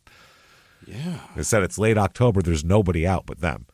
Okay. And it's getting late at night, so yeah, it's when I think a lot of people here get up early to get out on the lake and shit like that if they're going to do anything. Medical witnesses said that they did. The problem is they have different medical examiners who don't agree on the exact cause of her death. That's the problem. What the fuck? They all agree there's no way she could have gotten to the water on her own if she hit the concrete first. That they agree on. But some people say it was brain injuries and some people say it was drowning. And it doesn't matter if the drowning thing was the cause or not, because somebody still put her over there. Whether or not she drowned exactly here or there, because she didn't just fall is the thing. Yep. And that's the district attorney's his stance here is no matter what the fuck caused it, she didn't do it on her own. Right. That would have been impossible. By the way, it's Lower Herring Lake is the lake that she's in, just to be clear here. So after 2 days, the preliminary exam was postponed, and the medical examiners said that Florence's death was a homicide, not an accident. But like I said, one said drama, one said drowning. So now his lawyer is going to ask a judge later on to throw out one of the conclusions, which is the critical evidence that prosecutors need to prove her death was murder, basically. So they want that thrown out. And he'll get it thrown out for a minute, too, but then it'll come back in. He said the defense says that the Dragovich, he's the guy who says she drowned, said that his statement was neither generally accepted in the relevant scientific community or forensic pathologists, nor was it based on vetted research. And they told this medical examiner about that. They said, what do you say about this? And he said, no judicial ruling can change the facts. Doesn't matter what you rule. This is what happened. Doesn't matter. Yeah. You know, you could make a law that says there's no gravity, but you're still going to stand on the ground. Like you're going to write that sitting at a table. Yeah. And then put a pencil down and it won't float away. There's a reason for that. Yeah. So they said that the Ungers, now they also find out that the Ungers had a life insurance policies naming each other as beneficiaries, and that Mark stood to collect about $750,000 from this death as well. Wow. That's a good chunk. So months pass. Yeah. Nothing happens. Really? It seems stalled. They don't charge Mark with anything. And at this point, he's fighting to get custody of his sons back. That's what he wants. Uh-huh. He's ignoring the other thing, and Flo's parents don't want to give it to him because they think he killed their daughter. So makes sense. Claire, Florence's mother, said, this is not about the custody of children. This is about a murder investigation. Finish the murder investigation, and then we'll fucking talk about it. Mm-hmm. The judge refuses to give him custody. Oh. He refused because he was suspected in the death. I guess it was they called it a... By the way, the judge chastised attorneys for both sides for their increasingly contentious and emotional public battle. By the way, that's hilarious. You two are both embarrassing. I just want to let you know. Tired of your shit. Yeah, I'm tired of all of your shit here. So they were asking the judge to reunite the boys with their father, and until a date is set for the neglect trial, because they're saying, well, he neglects his kids because he gambles and drinks and does Vicodin and killed their mother. So, you know, all those different things. The defense was critical of prosecution lawyers for filing a document that outlined the prosecution's theory of the case, which he contended was an attempt to poison public opinion against his client. He said that is a kind of a prejudice. That kind of prejudice is difficult, if not impossible, to overcome public sentiment. So the lawyer told the judge that his client was a loving father who made his kids meals, helped them with their homework, and sang to his children at night. The lawyer said, you have everything you need. You know everything you need to know to place the boys with their father. While his lawyer is saying this in court, fucking Flo's mom, Claire, is clutching a picture of Flo and shaking her head in disgust, going, no, killed my daughter. Yeah. So the judge turned down a request that would have returned custody to Mark, and instead she agreed to allow Unger some increased visitation time, but not before telling the attorneys they've acted shittily in their court here. The judge said that verbal shots the two sides were taking at each other were getting back to the boys, and she said she would not stop the attorneys from talking to the media, but suggested they maybe used a little more discretion to not get it back to the kids. They said, this is think about the effect your statement is having on those two little boys. And the prosecutor said, we believe Mr. Unger did kill his wife, and we believe it would have been an injustice to return the boys to their father. So May 2004 comes around. Jesus. This has been over 6 months now. Yeah. Finally, Mark is charged with a crime here. He's going to be charged with murder. They're going to charge him. Yeah, there's some... First, it's first degree. Then they say it's second degree because there's a hearing about it, and then it's returned to first degree later on. But the only link to that body they have is him jumping face first into the right spot. That's pretty much it, yeah. Whoa. And his weird behavior. Whoa. Yeah, and the fact that unless a stranger came and said, I'll just dump this unconscious woman in the water, which would be a real weird thing to do. You're thinking there's only one person on that whole property with the motivation to throw this lady in the water. Yeah, but... Yeah, all they've got are him jumping to the right spot. That's the thing, though. They don't. That's right. They don't have. I don't like that. That's tough. And a smear of a paint smear. That, I mean, if you've had a couple of beers, you could scrape your shoe against the deck and get white paint on it.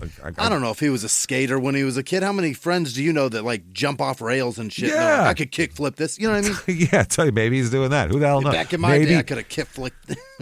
Or maybe they're sitting there talking and he's nervously kicking his fucking foot against the side of the thing. There is that, because there is a lot of discomfort in this fucking situation. Totally. So I tend to kind of get a little jumpy in situations like that. Lot, yeah, big time.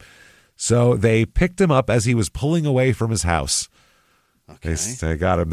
He pulled out of his driveway. They said an hour later, his red Ford Expedition remained in the driveway with an open briefcase on the front passenger seat. Left it behind. So they claim Mark, and obviously that he pushed her off, and that's what happened. And so the prosecutor here, this is Donna Pendergrast. She leads the prosecution. Her dad was a Detroit cop, so she's all about this shit. She has been called Michigan's best prosecutor at the time. Wow. This was her 93rd murder case. Really? Yeah, and the defense guy has over 100 murder cases. Where are these people living? Detroit, fucking Michigan. Yeah, Michigan. A lot of murders there. It's a good one. So when she is sitting down with Chris Hansen later on, Chris Hansen said, "How many have you won?" And she said, "All but 2." Oh.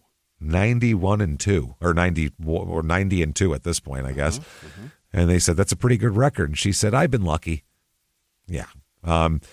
So she also here, she had a kind of her work cut out for her here because this isn't the strongest case. Hansen said to her, "There's no DNA evidence." And she said, "No." They said, "There's no fingerprints." And she said, "No, but we had circumstantial evidence and we believed what was admissible as evidence that we could present a pretty clear picture for the jury." So let's give it a shot. This trial is going to be, by the way, it doesn't take place till May of 2006. Wow. Actually, late April, because it's a 9-week trial. 9 weeks. That's over 2 months. That's a long time. That is really rare for a trial to be that long. I mean, that's big. You got to have money to pay lawyers to do all that, present that kind of evidence. He is spending that $750 right now. So the jury is 6 men, 6 women, and the trial has mountains of conflicting bullshit on both sides. Okay. Pathology reports are the main deal for the prosecution, and a recreation of Mark's walk down to the water that morning. They did a wooden mock-up of the deck railing and all that kind of thing here. So it's a big trial. It's taking place in the next county over from this county. They change of venue. So it's a huge trial in a tiny county. It's one of those, which are always a mess because they don't have the proper media accommodations. It's tough. So the prosecutors say, obviously, pushed his wife off a boathouse deck, and we know the rest here. They told the court that Mark Unger could not stand the thought that his wife wanted to divorce him and that she had had an affair with his best friend. Now, we don't have any evidence that he knew about that. Yeah. I said, he might have just learned that when you accused him. When Discovery, he would have learned that when the prosecutors show. Yeah. But that's what's fucking weird is that unless he found out in the 3 days in between when this guy slept at their house and when they went on this trip, I don't know why she would have told him about that before a divorce. Why would you give? You wouldn't give her any. Really. You wouldn't give him any ammunition in the divorce because an affair now he's gambling and doing this, but she's having affairs. The thing is, he's trying to say we can reconcile. She may say, "Well, no, because your best friend's dippity doing." So no. But that's not worth throwing your whole divorce case away, I don't think, just to get a shot in. Because she's been planning this out for 6 years, and that would just fuck her entire divorce case, I would imagine.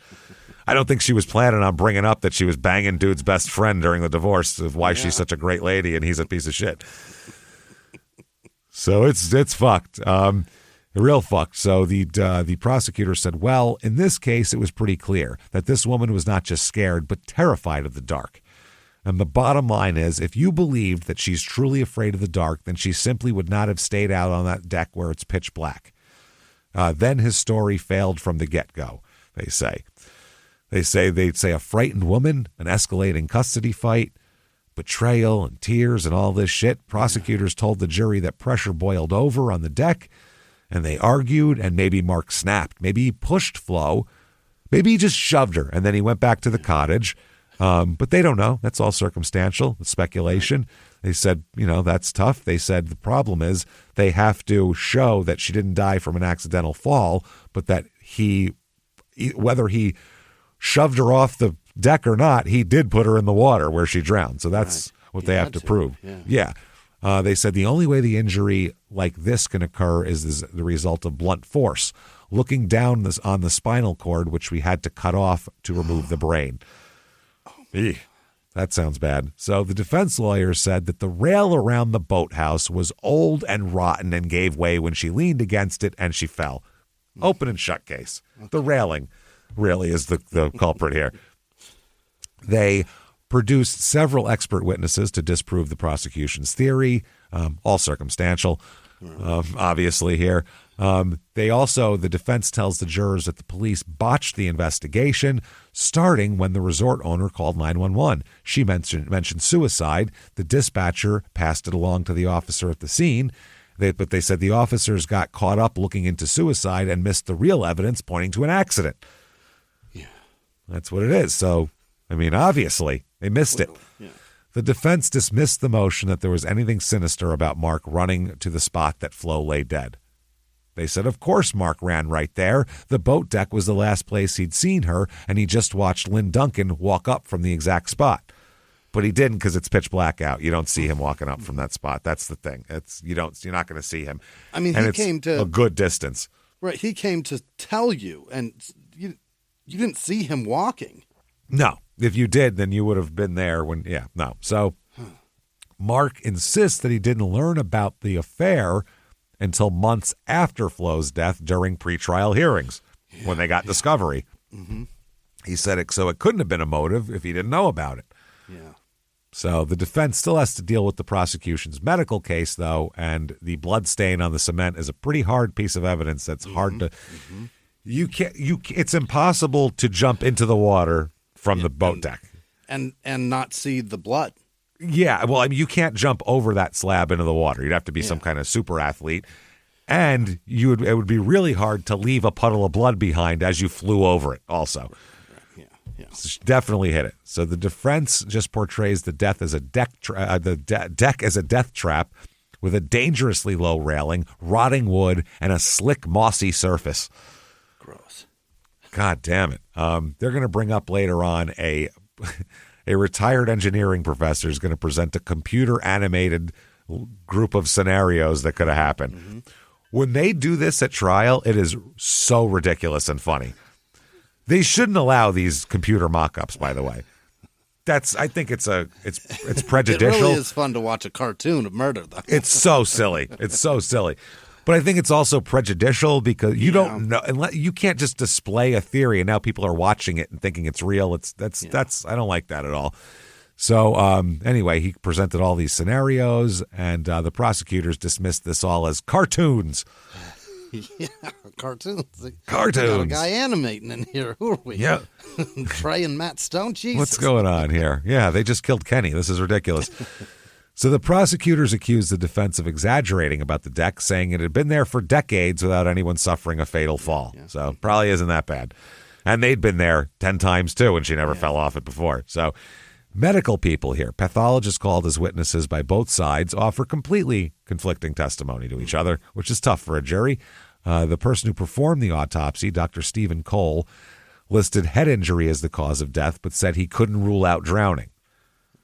The other doctor, Dr. Dragovich, said the Oakland County medical examiner, he's another one here, he said that this evidence, such as fluid in Florence's lungs, suggested she drowned. Yeah. So that's that.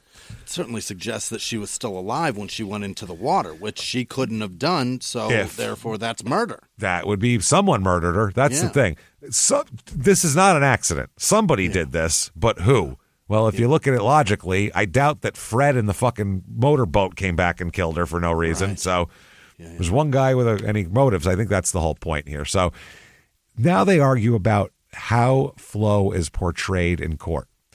Apparently, the prosecution was arguing that the defense counsel had painted Flo as a, quote, shopping-crazed adulteress. So they said that. The defense counsel never argued that the victim was a shopping-crazed adulteress. It was actually the prosecution. That was their way of summing up what they were saying about her. Uh-huh. So the judge said, to the defense, you shouldn't be saying that shit, and you shouldn't be saying shopping-crazed adulteress, because they never said that. It's all inflammatory. Yeah, now you're being the inflammatory ones to the person you're trying to keep nice. So doesn't work here. And there's people talking about fake tears of Mark. Donna Pendergrass, the prosecutor, started to build her case by asking witnesses there that day to describe Mark's demeanor. And one person here, they said, so you indicated he had kind of going between crying and being matter of fact. And this guy said, yeah, I'd offer him Kleenexes and he'd take them, but I never saw a tear. That's no good. Why? What do you need that for? Not great. And another woman who was there named Fran said, he got noticeably upset, sobbing very loudly, but I never noticed any tears. That's a problem. Yeah. Tears come out of your head. Yeah. I don't like when they don't cry. No. Whenever you see someone fake cry, and I don't mean when they cry and no tears come out, that's not good. No. That is not good. Tears are, it's a physiological thing that happens. You get watery, your nose runs, you get red. Like there's a bunch of stuff that happens. Just going is not crying. Yeah, your thoughts and such are what make you cry. Yeah. And if you've got no thoughts and sadness, then you don't cry. You don't cry. That's why when you watch a movie and an actor's crying and they have fucking snot coming out of their nose, can't breathe, you're like, fucking A, you are killing that shit, you know? That person's a psycho. Yeah. Standing there with one tear coming down their eye, you're like, get the fuck out of here. Who put that Visine drop in your eye for that shot? Fuck Mix off. that with vodka and drink it. That ain't real, yeah. Murder martini for you. So Lynn Duncan, one of the couple who owns the place, the husband here, they asked him, had you told or given the defendant any information whatsoever about where Florence's body was? And he said, no, none. Just said she's in the water. And he went a-running. Now, the cross-examination of Lynn Duncan, the defense attorney says, and so after you spoke with Mark, he ran back exactly the way you had come down to the front of the boathouse. And he said, yes, exactly. And they said, exact path you had just traveled. And he said, yes. And the defense was like, see, must have seen him coming. That's what happened. Yeah. Now, Glenn Stark has to come up and testify. Oh? Oh, man. He is the dick in the ointment jar here. This is not good. Little dirtbag. Oh. So they asked him. He's using the ointment for lube. For lube. That's why he's putting his dick in there. Lube it up. So they asked him, the defense asked him, did you have sex in the Unger home? And Glenn said, no. And they said, did you go somewhere else and have sex? And he said, yes. And they said, do you know where Mark was at the time that you took his wife to have sex with her? Oh, boy. And he said, I do not. That sounds terrible here, obviously. Didn't even think about him, to be honest. Never even thought of him. Just really was thinking about his wife's sweet pussy. That's all I was thinking about. Have you seen it's her good. Pics? They'll make you forget she has a husband. Jesus. Who's your best friend? Now, on a side note here, Mark on Dateline later talking about the affair. Okay, with him and Chris Hansen. This fucking poor Chris Hansen has to talk to every asshole, but he's also a pervert. He's tell me more. He's more. Great. I troll for very young women. Also. Oh man. So they said he says to Mark, Glenn Stark, how do you describe him? And Mark says, my best friend was fucking my wife. How else do you describe him? That's how I describe him, the man who was betting my wife, which is a great answer. Jesus Christ. How else do you describe him? That's how I describe him. Hey, everybody, just going to take a quick break from the show to tell you about some delicious stuff here, Hero Bread. Oh, get in there and get this stuff because it is delicious, and the Hero Bread is great because it's a healthier alternative to all a healthier bagel and a healthier Hawaiian roll, which, God, those are so good, they're Hawaiian rolls. Oh, those are good, too. The tortillas, the Hawaiian rolls, there's so much. So you don't have to give up goodness and taste just to live a little bit healthier. You can get with Hero and do that. Be a hero. The taste and the texture is everything. I'm a bread guy. I'm an Italian. I love bread. And the taste and the texture is really good in this bread. And that is what makes the difference. They have so many things. That's the other thing. The bagels, the tortillas, like you were saying, the rolls, the bread, the Hawaiian rolls. There's a full. Yeah. Get on. They got it. Hero Brand is offering 10% off your order. Go to hero.co and use the code SmallTownMurder at checkout. That's SmallTownMurder at hero.co. Now back to the show. Hey, everybody, just going to take a quick break from the show to tell you a little bit about Life 360. It's a new year, things are going on, you're juggling your family, you got school things to do, and I know you're always taking your kids to sports. You got a new driver in the house? You have a new driver in the house like Jimmy does here. Yeah. You're juggling all this stuff. you need to get Life 360. It's a location sharing app that works whether you're on iPhone, Android, doesn't matter. Life 360 makes coordinating your family's daily routines and activities so much smoother. You open up the app, you can see real-time locations for everyone in your family. That takes away all the stress of wondering, where are they? Are they going to be here in 10 minutes? When are they coming? How fast are they going? How, like you do with your son. You can monitor. That's great. Jimmy's been monitoring his son because he's a new driver. That's what's awesome. It really does. You can coordinate things, and because, obviously you could text somebody, but you don't want them texting and driving. So this way you can just look at it. It's really awesome. It's amazing how much more coordinated your family can be. Family-proof your family with Life 360. Visit life360.com or download the app today and use code SmallTownMurder to get 15% off. That's life360.com, code SmallTownMurder. Now back to the show. Chris had that one locked and loaded and couldn't wait to spit it out. Hey, and then there's Chris says, "Did you?" And Unger jumps back in and cuts him off. Still having this thought, and he says, "The guy who was patting me on the back, saying you can get through this, you can do this, and he was sleeping with my wife, patting my back with one hand, fingering my wife with the other, patting her ass with the other." And they said, "And did you know this before?" And Unger said, "Oh, I had no idea. No idea. Her best friends didn't know about the affair.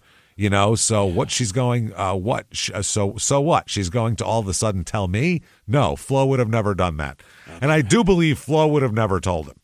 No, it just doesn't seem like it. Because it would fuck her divorce case up. And that's what she was concentrating on. So another piece of evidence here the prosecution presents is a videotape. This is a reenaction of a recreation of Mark's route down to the water. It goes to show that basically he could not have seen where Flo's body was, so he couldn't have run right to it unless he knew where the fuck it was. Yeah, you gotta know. They're showing how dark it is out there and everything else, and they're like, you can't see hundreds of yards away in the dark. You just can't. Yeah. The guy isn't a fucking human flashlight. So the last image on it was an inflatable female CPR dummy floating face down in the water. So the defense was pissed off about that, obviously. They're like, that's crazy. But the prosecution said, that's what we got here. Okay. Yeah. Now, Chris Hansen said at one point, asked the defense attorney later on, was there reasonable doubt in this case? Yeah. And Bob Harrison, the defense attorney, said there was so much reasonable doubt you could climb on it. What a weird way to put that. It's a mountain. It's a mountain. He said you could walk on it. You could throw it. Well, if you could walk on it and climb on it, it sounds pretty heavy to throw, no? Yeah. He said if this case didn't contain reasonable doubt, the concept does not exist. Yeah. Very definition. So the defense attorney in the defense painted a very different picture of what happened. He said Mark loved Flo, had no reason to kill her. Her death was a horrible, tragic accident. Right. He said Mark just left his wife for a few minutes to be a good father and put his boys to bed. That's what he is, yeah. And during that time, she tumbled off the deck. When Mark came back, didn't see her. He assumed she was at the neighbors, and he went to bed. The defense lawyer said at the very beginning of this investigation, a very, very sad thing happened. And that was they accused the wrong guy.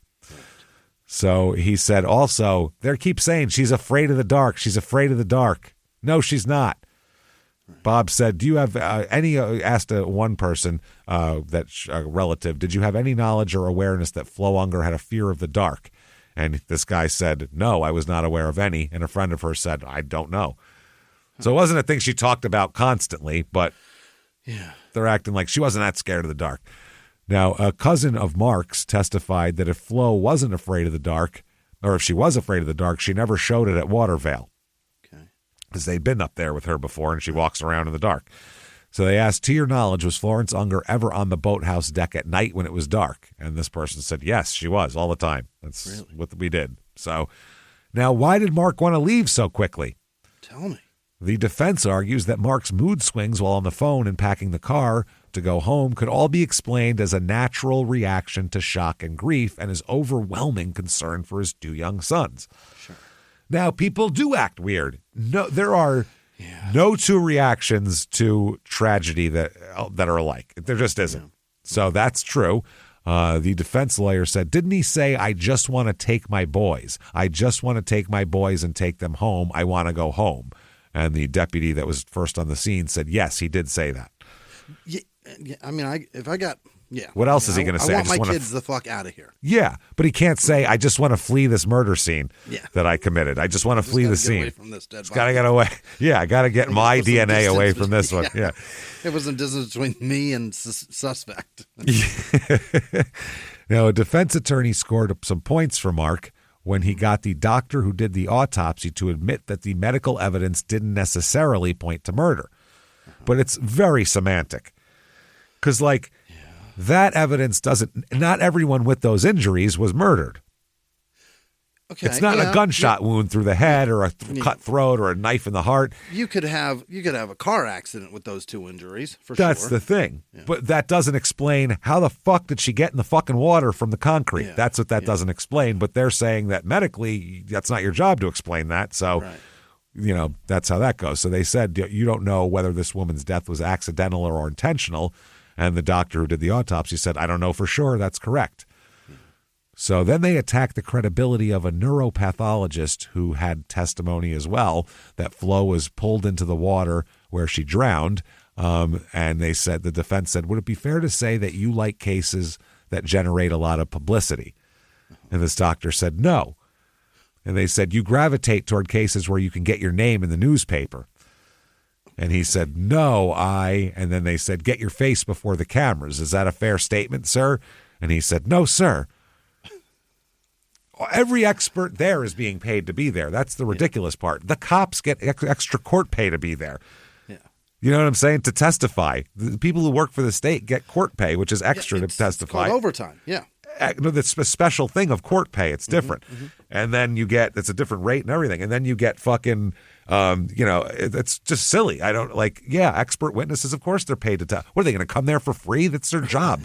I'm not doing this because I'm a hero to society and I'm Robin Hood. I just stick around to testify all day. I had to go to medical school and this is what I'm doing here. A professional testimony provider. That's it. So anyway, I guess this neuropathologist testified a few months earlier during a hearing that Flo was on the cement apron for only a few minutes.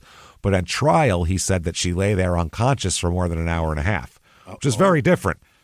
Yeah. So the defense said, now, which is true, doctor, the evidence you gave in January or the evidence that you gave from that witness stand? Both of them are under oath.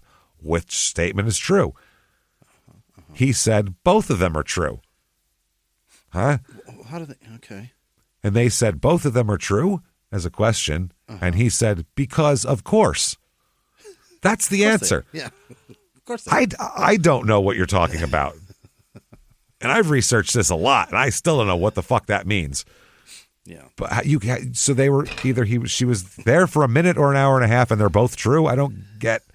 I guess either could be true is what she. Of course. Yeah. Because of course. Because of course. And the attorney said, of course? Are you just making this up as you go along, doctor? And he said, of course. He said, no, sir. They said, there is a man on trial for murder here. Do you understand that, sir? And he said, I perfectly understand that. Yeah, it doesn't matter. Then the defense team has its own dramatic exhibits here. This is a mock-up of the boat deck brought to court to show. They made a little fucking diorama. That's nice. Yeah. To show what happened there was linked directly to the condition of the deck itself.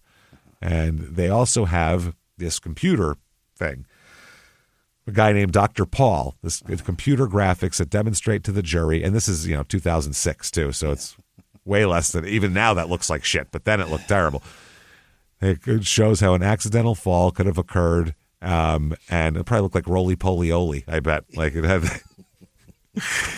if the victim lost her balance. However, this doctor admitted that he could not rule out the possibility that the fall was caused by the criminal agency of another person. She could have been pushed. I didn't say she jumped. Moreover, the absence of palms down injuries on the victim's body provided evidence from which a rational jury could have concluded that the victim was already unconscious or otherwise incapacitated when she struck the concrete pavement. Yeah. There's no arm injury where she tried to catch herself, hands, palms, elbow. When you fall, no matter what, if you fall off a fucking building, you try to catch yourself. It's just human reaction. Sure. And none of that happened. So they're saying she had to have been unconscious when she made the fall. Okay, yeah, I could see it. There's nothing on her knees, nothing on her elbows, hands. Yeah. The palms of the hands, the heels of the hands are like the or forearms. Oh, that was my least favorite bicycle injury. Getting a rock stuck in there? That was great. Yeah. And it's that way for so long. Oh, it hurts so bad. You don't realize how much you use that exact spot in your hand. All the time. Not just for getting rocks in anymore. Yeah. So they said there were some wounds on the victim's hands and arms, but he testified that he didn't believe these injuries were sustained as the result of a palms down, fall position. Yeah. So the doctor did not believe that the hand and arm injuries were consistent with an attempt by the victim to brace herself upon impact with the concrete. Instead, the testimony suggested that the possibility that the victim's fall from the deck was not accidental. Okay, so the railing. Experts testify the railing was almost a foot too short to meet Michigan building code, and that Flo could have lost her balance. Even the owners of the hotel admitted the deck wasn't in great shape. The deck we could have used a redo on that. Yeah, it's time to go. Yeah. The defense attorney has Lynn Duncan up there and says, in fact, in your words, the deck had gotten pretty ratty. And they say there's a long pause, and she says yes, or he says yes. So ratty, and according to engineers, rotting here. Here's David Ruby, who's an engineer testifying for the defense, said, and in the condition that the timber was in, an accident was waiting to happen. That's all it is. The defense's team's final witness is Dr. Igor Paul, who's a mechanical engineer from MIT who produced several animations which would show you, in silly cartoon terms, how Flo could have toppled over and ended up in the water. Yeah, his videos show how she could have gotten from the concrete to the water, which is amazing. But did he make her Canadian? No, unfortunately. Her head doesn't open like a... Yeah. So he narrates the video, okay, and says, quote, when she bounces with her head and her shoulder, her pelvis is still above her, so that when she bounces, she actually gets propelled up in this frame. Then she continues rolling because she has rolling energy. Okay. I've heard of big dick energy. I'm not a mechanical engineer, and I didn't go to MIT. Energy. Yeah. But falling straight down and splatting doesn't make you then roll more. There's no hill here. She didn't take a running start and fly off the thing and land and fucking tumble. Right. So that doesn't make any sense, to me anyway. As for the blood stain on the cement, he said, quote, when she hits right now, she will be hitting with the right side of her head above her ear, essentially, and the blood squirts out of her nose. Oh, God. So that's what happened. And then she has rolling energy to get off the thing. Now, in other videos, he had several theories that were ridiculous. Another one that was really ridiculous was she fell, hit her head on the thing, then had seizures into the water. Oh, boy. Even though with a broken skull and broken hip, her body was jumping like a fish over there, broken pelvis, whatever, and got over the brake thing and into the water. And they're like, if I'm on the jury, even if I was voting not guilty, once I saw that, I go, oh, that's the alternative? That's ridiculous. Guilty. Right? You just showed every alternative, and they're all stupid. So, no, I don't buy any of this shit. I was going to vote not guilty, but now I don't know. So that's pretty crazy. And they also said, obviously, a weak railing is the cause of all of these problems here. Now, the closing arguments here, the prosecutor in the closing argument, it's a long one, by the way. She gave a 3-hour closing argument. What? That is a lot for a jury to take. 2 movies? 2 movies worth of a closing argument. That is... God damn. I get that our feature closing argument. I get that our podcasts are sometimes that long, but you can like walk around, do some gardening, go out to the store, there's a lot of travel, drive. We're talking about... Yeah. This is in a chair. Is she talking about the town, too? Yes. Giving reviews of local restaurants? Talking about fucking Dan, what the hell's his name? Darren, goddammit. Darren's bald fucking head?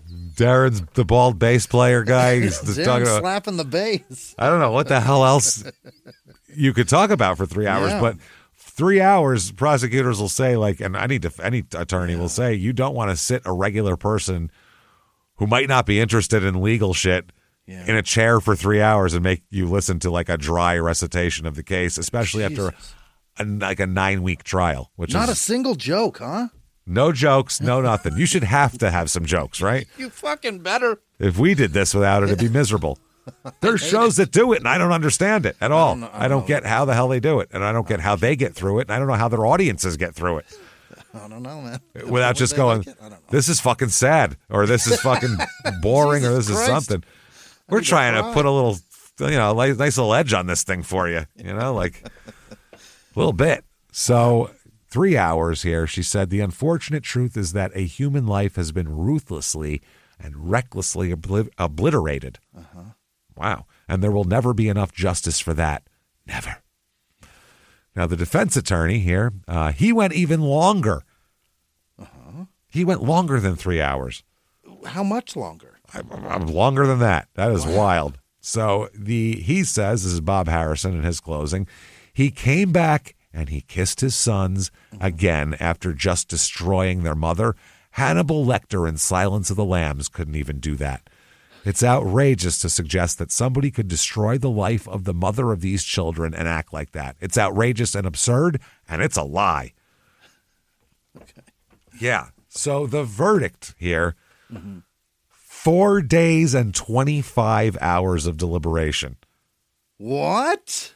Dude, they think less about whether to invade countries than fucking it takes less time to think about. This is crazy. Just a shade time more than that bitch ran her mouth for? Yeah. 25. That is sick. And the prize, it equaled about the closings of both, we'll say. Yeah. 25 hours over 4 days. So, what do you think's going to happen here? Let's get opinions here. I mean, that's a long time to talk because there's no physical evidence. I really think that this man is getting off, man. You can't. You have all you have is he dove in right where she was at. And I mean, clearly she didn't do this to herself. Yeah. Somebody gave her a hand. But you can't say he did unless it's tough, man. Unless 12 people think him diving in the water at their exact spot is enough. I don't know, man. It's funny because, like, if it was an hour of deliberations, I would go, God, I don't know. It could go either way. They could go, no evidence, not guilty. Or they could be like, fuck that guy. He dove in the water, guilty. I think this is more evidence than Scott Peterson had, though. Scott Peterson, there was DNA. That motherfucker's incredibly guilty. His DNA was in the ties and the boats and the shit there's a hair, right? There was also other stuff there. Yeah, also there was maps that he was there and all that shit. There was a lot more evidence. Scott Peterson, and he's okay. But to say that there's no evidence against Scott Peterson, they haven't looked at the case closely because there is. That's a good PR campaign he's run for 25 years, but there's plenty. It's true. I'm just being honest. You're not wrong. We did the bonus up. I saw the evidence. Yeah. There's a space of my point is there's no break of pizza sunlight. Yeah. No, you're right. Yes, there's no pizza slice. You're absolutely That's right. Enough. That's from Patreon. Yeah. If I'm on that, if you were on that jury as the foreman and said, I don't know, you guys, that pizza, I'd be like, this motherfucker, he's right.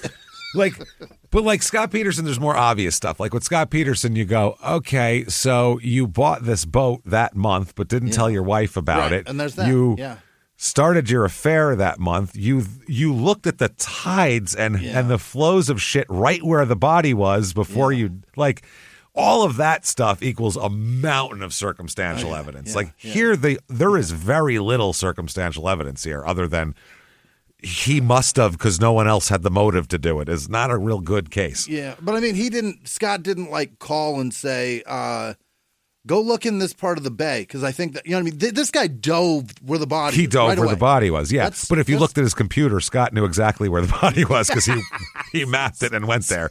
That's Scott the problem. Checked the tides to where the body is. He checked at those exact spot, which is real weird. And, I don't know, whatever your opinion is what it is. But you can't have an saying, opinion. There's a fact. He's convicted. That's a fact. Shut up. And if you hear his sister-in-law tell you why he's innocent, it makes it even more ridiculous because you go, that's what you came up with in 25 years? Even guiltier. You went to school to do this. Yeah, some people think he's not guilty, and that's fine, but I think there was a lot more evidence in that case than there is here. Here, literally, all they have is she couldn't have gotten in the water by herself, and he's the only one with the motivation to do it. And I think all the people who think he's guilty, I feel bad for their sex life because that's the only reason they think he's not guilty is because they want to fuck him. Which is weird because he's a fucking goober. Because he'll kill you.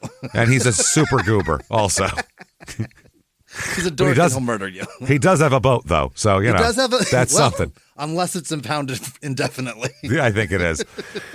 So 25 hours of deliberation over 4 days. Oh, boy. Guilty of first-degree murder. It's first degree. Dive, man. You can't just go to the body. You can't do it. That's a tough one to get out of people's head. You can't do that. You add that in with the fact that she had to have been placed in the water, and you go, ugh. If she go right there. All he had to say was, where? Yeah. This case there's no case. No legs. Yeah. No, where? Right. Then you just as soon as that guy, he said, we found her, and he ran right to her. He was like, by golly, I think he did it. And he's not a homicide detective. No. He's the guy who partially owns a bed and breakfast. An inn on a lake. No experience. This isn't fucking, Agatha Christie here. This isn't Murder, She Wrote. That guy's main concern is the cost of fried fish. What kind of hit will my bottom line take if I fix that falling apart boat deck? Right. Haven't sold enough Vandy camps to fix the dock. That's it. Yep. How many more fillets of fish do I have to sell to do that? And try to pretend and pass them off as today's catch of the day. Oh, my God. Now, by the way, Mark's mother sat through the entire trial and sold her house to pay for his defense. Wow. Sold her house. She has no house. She's homeless. She's staying with somebody, but she sold her house and just used all the money to pay for the defense. That's rough. It's a great mom, but holy shit. Yeah, the lawyers they deserve money, but that's think about how much work goes into 9 weeks of trial. Yeah. That is crazy. That's a crazy amount of work. You got to feel like a piece of shit when you buy that BMW and go, "This is from an old lady's house." It would have to be. But it's not just that, so you have to pay, you know how many people they have working for them, researchers, they have to pay all those people. There's a lot that goes into that shit. You got to feel like a scumbag when you go, I'm writing a check that cost a lady a bathroom. Yeah, but she also didn't have to fucking do that. That's the other thing. Yeah. She could have went, it's not his fault, yeah. Yeah, that's all nobody forced her to. It all has to come from somewhere. Mark's mother says, my son is innocent. He would never hurt anyone. And I think the world knows that, except for those people. No. And refers to the jury. People that matter? The only 12 that matter. Yeah. And they come back with, you, sir, may fuck off. Life without parole. What? Yeah. That's first-degree murder in Michigan is life without. Done. Wow. Mandatory. So, yeah. Flo's mother speaks to reporters, Claire, here, and she says, they ask her, what was the first thing that went through your mind when you heard them say guilty? And she said, thank you, God, justice is served. Uh-huh. The defense attorney, Harrison, calls Mark's conviction a horrendous miscarriage of justice. Uh-huh. Chris Hansen said, did you take this as a personal defeat? And he said, you always do. You can't help it. You're in a war of sorts with the other side, and it hurts. What are you going to do? What are you going to do? Anyway, I'm going to go BMW shopping, so I'll see you later. I got an old lady's house money burning a fucking hole in my pocket like you wouldn't believe. I got to go. It's like a reverse mortgage, but I keep it all. But I keep all of it. So, like a reverse mortgage. They end up with everything, and you get shit and no house, too. So Hansen said, is an innocent man now in jail? And Harrison said, absolutely. Really? Innocent. Now, the kids, what's going on with the kids? Yeah. They have not seen him since May of 2004. Right. It's the last time. Yeah, they were not in the courtroom when the verdict was read. They weren't in the courtroom for any of this shit because they're kids still. They're like 12 and 8 or some 12 and 9 or some shit. So that's a lot, man. They said that, this is his lawyer, said this is going to be a setback again in terms of Mark's ability to get back with his sons. Mm-hmm. Obviously, this conviction will make that impossible unless we are successful upon appeal. Because it's very easy to go, well, he can't have any kind of custody because he's a murderer. So obviously, he's in prison forever. What's he going to do? Yeah. So the conviction means that Unger's rights almost certainly will be terminated, meaning parental rights, even if he fights in court. In many cases, however, people convicted of serious crimes voluntarily give up their rights to their children without a hearing, because they can't do anything from in there. Yeah. So it's crazy. One attorney appointed by the court to represent the Unger children said, being convicted of first-degree murder, what would be the point? The prosecutor will likely amend the petition to include the conviction. So what the fuck are we talking about here? The Oakland Chief Assistant Prosecutor Deborah Carley said that that's exactly what prosecutors will do, noting that Unger will be in prison for more than 2 years, which meets the statutory requirements for termination. If you won't be around your kids for 2 years and you're going to abandon them, basically. Now, we get to go inside the jury room here and hear from the jurors of exactly how they got to this, too, which is very fucking interesting. This is the shit that we need here. So, good job, Chris Hansen, getting on this shit. So, the jurors said this was brutal on them. 25 hours of deliberation. You got to be, that's a lot of going back and forth. So Chris Hansen said this was not a smoking gun case. There was no DNA evidence linking him to the crime, no fingerprints, no eyewitnesses. Did that make it hard for you? There's a bunch of jurors sitting there. And one guy says very, another one says yes, and the other says yes as well. 5 people out of the 12 spoke with Dateline. One's a waitress, one's the owner of a construction company, a nurse, a pharmacy technician, and a factory worker.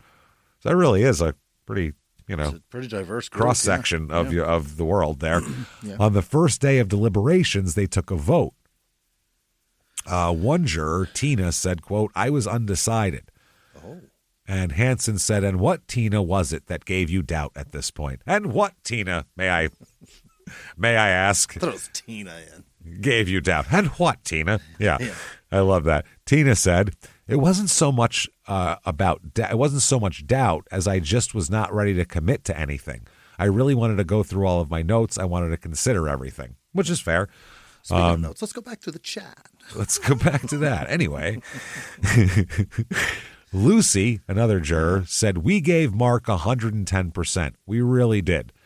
Chris Hansen said he's told that Flo is essentially in the water, but apparently not exactly where, yet he's able to go directly to the location of the body. Was that suspicious? Yeah. And James, one juror, James, said very. Yeah. They also thought it was very suspicious. His mood swings on the phone that day were suspicious also. They were like, that's just weird. Yeah, sure. And then no where tears. He switches over and he's sobbing with one person, then switches over, and he's like, yeah, so anyway. It's almost like he's got a range of emotions he knows he has to go through, and he's got to start over when he calls the next person. He can't be hysterical because that's the end of this movie. I can't Tarantino this phone call. You got to build it. That's the problem. Yeah, you got to build a story. You got to build to fucking tears here. Well, although you start out with tears, people are like, "Oh God, what's wrong?" And now you're right in the middle of it. Now you're into something. So I can't do that because that's not this is art. At the end of the day, I'm building it. I'm building something. Win a fucking award. Trying to build something here. Award season's coming up. I got the suit picked out. I can do it. So they said also the fact that he started packing the car to leave, and the fact that he didn't pull Flo out of the lake. Yeah, he picked her up and then dropped her. And then ew, gross. Yeah, he went gross and dropped her. Like, no, it doesn't matter if your wife's bleeding. You take her out of the fucking water. Right. I wouldn't even think about that. No. I'd be like, yo, I don't know if she's heavy because of water. Would I be like, help me out? Do whatever. I'm dragging her to the fucking shore and she's getting out of the water. I'm not going to leave her floating in a fucking lake. What if she floats away? Now what? So I'm not doing that. So they said, Hansen said, did it bother you that he left the body in the water? One of the jurors, David, said it did. If it was my wife laying there, I'd be doing everything I could to get her out. Yeah. Logic. They also believed the theme that the prosecution had. They said, so you believe the fact that she was afraid of the dark? And they all nodded. Yes, they do. Because I guess it was a major theme with her that she told everybody about. One juror said, and I think someone who's not even afraid of the dark wouldn't logically stay out there in the dark. It's really dark. Yeah. It's like even if you aren't afraid of it, you can't see anything. It's so dark. It's just dark, man. After a while, it just gets dark. So another juror said it just doesn't add up. I don't understand why she wouldn't go with him to put the kids to bed. That doesn't make sense. So they think he did that beforehand, went back to set an alibi with his kids, and then came back. Okay. And to say, oh no, where is she? Have you seen her? No, okay. So they said, Chris Hansen said here, they also said the most convincing was the testimony about her brain injuries. That was the most convincing, that she couldn't have got into the water on her own. Right. She's already super, super messed up. Super fucking mangled. Yeah. So Chris Hansen said, was there one star witness in your mind? One person who really sewed it up for you? I'd really love to know this. One juror said, Dr. McKeever for me. He had proof, concrete proof that she was alive for some period of time before she was in the water. They were showing him charts of brain activities, and this is how long these things take and all that. Once the jurors accepted that Flo had been alive on the pavement for an hour and a half, they said at that point, these computer animations from the defense didn't make any fucking sense at all. Right. Because in their mind, she laid there for an hour and a half. So if she laid there for an hour and a half, someone would definitely have to throw her in the water because it's not like she was getting better. She wasn't healing. She's not healing, right. Where she can then throw herself in the water. Yeah. So the one juror said the animated picture showed that hitting the ground, rolled over several times, had a seizure and drowned, many things instantly. Yeah. And there was just too hard to believe. And then Lucy, the juror said, bodies don't bounce. I don't care what they say on cement. They don't. Yeah, even the ones on 9/11 didn't bounce. No, you could jump from I was going to say that you could jump from the top of a fucking tall building. You don't bounce. You just you come don't apart. bounce. And the concrete will give a little bit too if there's enough impact. Yeah, really? it'll. Fuck yeah. Well, yeah, the concrete will. And the point is, your body is not. It's not rubber. It's just shit comes apart. You can bounce at like 30 miles an hour if you're at a 45-degree angle hitting the ground. But straight the fuck down, you don't bounce. No, even remember the guy. This happened, 15 years ago on the X Games. The guy went up the half pipe, did some crazy shit, fell down on the half pipe, which is plywood that's meant to be bouncy, by the way. He fell down, hit splat, and his shoes came off because the energy had to go somewhere. That's funny. It was hilarious. Yeah. But he didn't bounce. He splatted. He crumple. That's the word that they always say. They crumple into a heap because that's what your body just naturally does. And that is has a little bit of give, the plywood on a half pipe and shit. It's not concrete, which has no give. Right. Concrete has no chill whatsoever. As you hit it, you're fucked. It's as chilled as it gets. Yeah. So, they said that. And Chris Hansen said, if Flo's body had been found on the cement, not in the water, do you think you would have gone with this being an accident? And the one juror said, yes. Have to. And the other juror said, I believe so. Yeah. So all you had to do was not put her in the water. Yeah. You know what That's I think? Where I'm leaning at this point is that she probably hit that ground and was out and made no noise, and whoever did it, because I'll just be nice, walked away, and then an hour and a half or so maybe heard that death gurgle is so loud. And they probably were like, oh my God, somebody's going to hear this, and flopped her into the water. Yeah. That's Plus, he might have went. He might have, because he's not a fucking doctor. He doesn't know what's wrong with her. No. So whoever did it might have, or whoever did it, quote unquote, might have said, oh shit, she's still alive. Yeah. I got to kill her, even though she's going to be dead sitting here. She's never going to regain consciousness. Yeah. But he doesn't know that. Right. She throws her in the fucking water. Stand up and go, you pushed me down the stairs. You ass. Yeah. She's not going to point in Bruce Willis's face and tell him head backward. how fucked up he is. So the one juror, James, said, I didn't want to make eye contact with the defense, the prosecution, their families. I knew it was going to be hard. Or he said, we knew it was going to be hard. So Mark's reaction to the verdict, we need to know also here. Chris Hansen said, how did you feel as the deliberations went on, day 1, day 2, day 3? Mark says, it was just hard enough to get through those days. Was I anticipating not guilty? Yes. Was I optimistic about being home that weekend? Absolutely. Oh. He's like, I'm going to be home. I'm going to be eating McDonald's by fucking. He's asking himself questions and answering it for you. Yes, thanks. Chris is like, well, thank you. I can put my notes down. So glad I didn't prepare for this or anything. So he says, Chris Hansen says, how does a guy who's married, 2 great kids, living in one of the most desirable suburbs of Detroit end up in your situation? How'd you fuck this up, Mark? You had it all. What'd you do? What'd you do? Are oxys that good? They must be. Mark Unger said, quote, I wish I knew. It was a shock, a surprise every step of the way. Okay. Really? Wow. That is, wow. I don't know what to say about that. He did 3 of the most addictive things, and he was doing them all together. That. Ruined his life, knew he was going to lose it. Start there. Yeah. And then the marriage was falling apart because I was doing dumb shit and she was having an affair. And then I went to rehab to fix all of it. And when I got out, that wasn't enough. And I'm going to lose everything. What's the logical answer for a desperate man? You know what I mean? Then, to keep it together. And then Chris Hansen would go, so you did do this then, right? You just told me why you did this. Exactly. Yeah.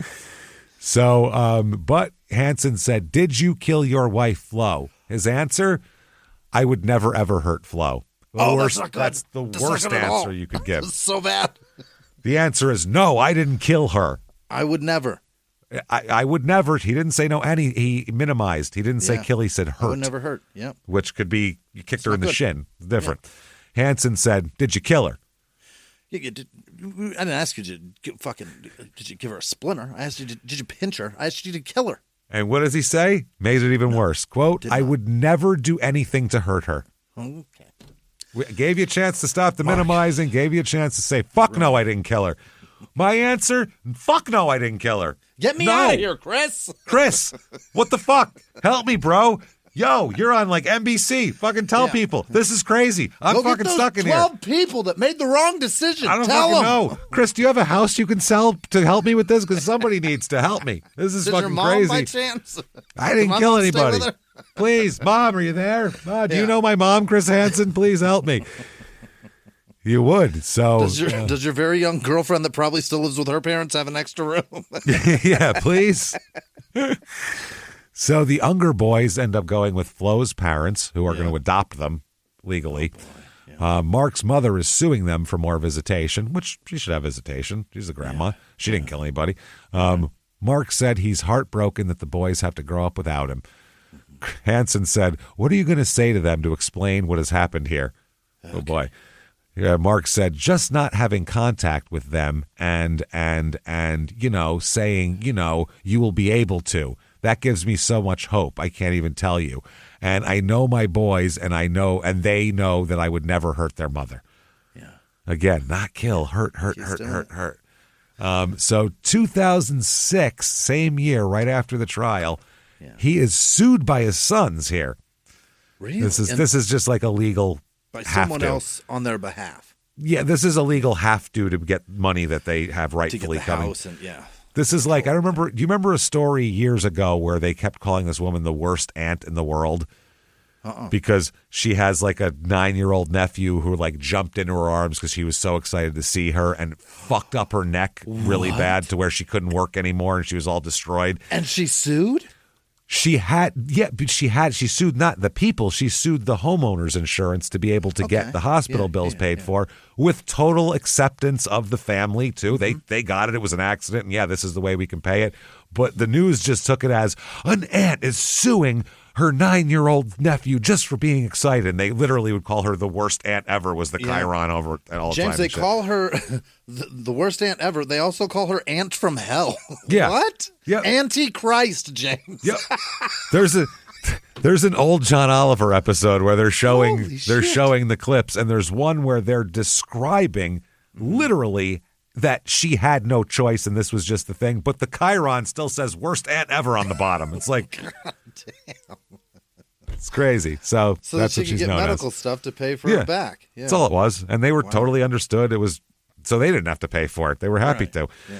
So he's sued by his sons, and this is he didn't contest the lawsuit. This was on purpose, and was ordered to pay the money into a fund set up for the couple's children. He's ordered to pay $10 million. Holy! Which he does not have, obviously, but that's the order. So that's anything, Yeah.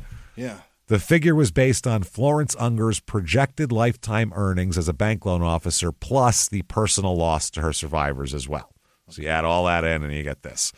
So the lawyers for the sons still plan to seek $250,000 in life insurance.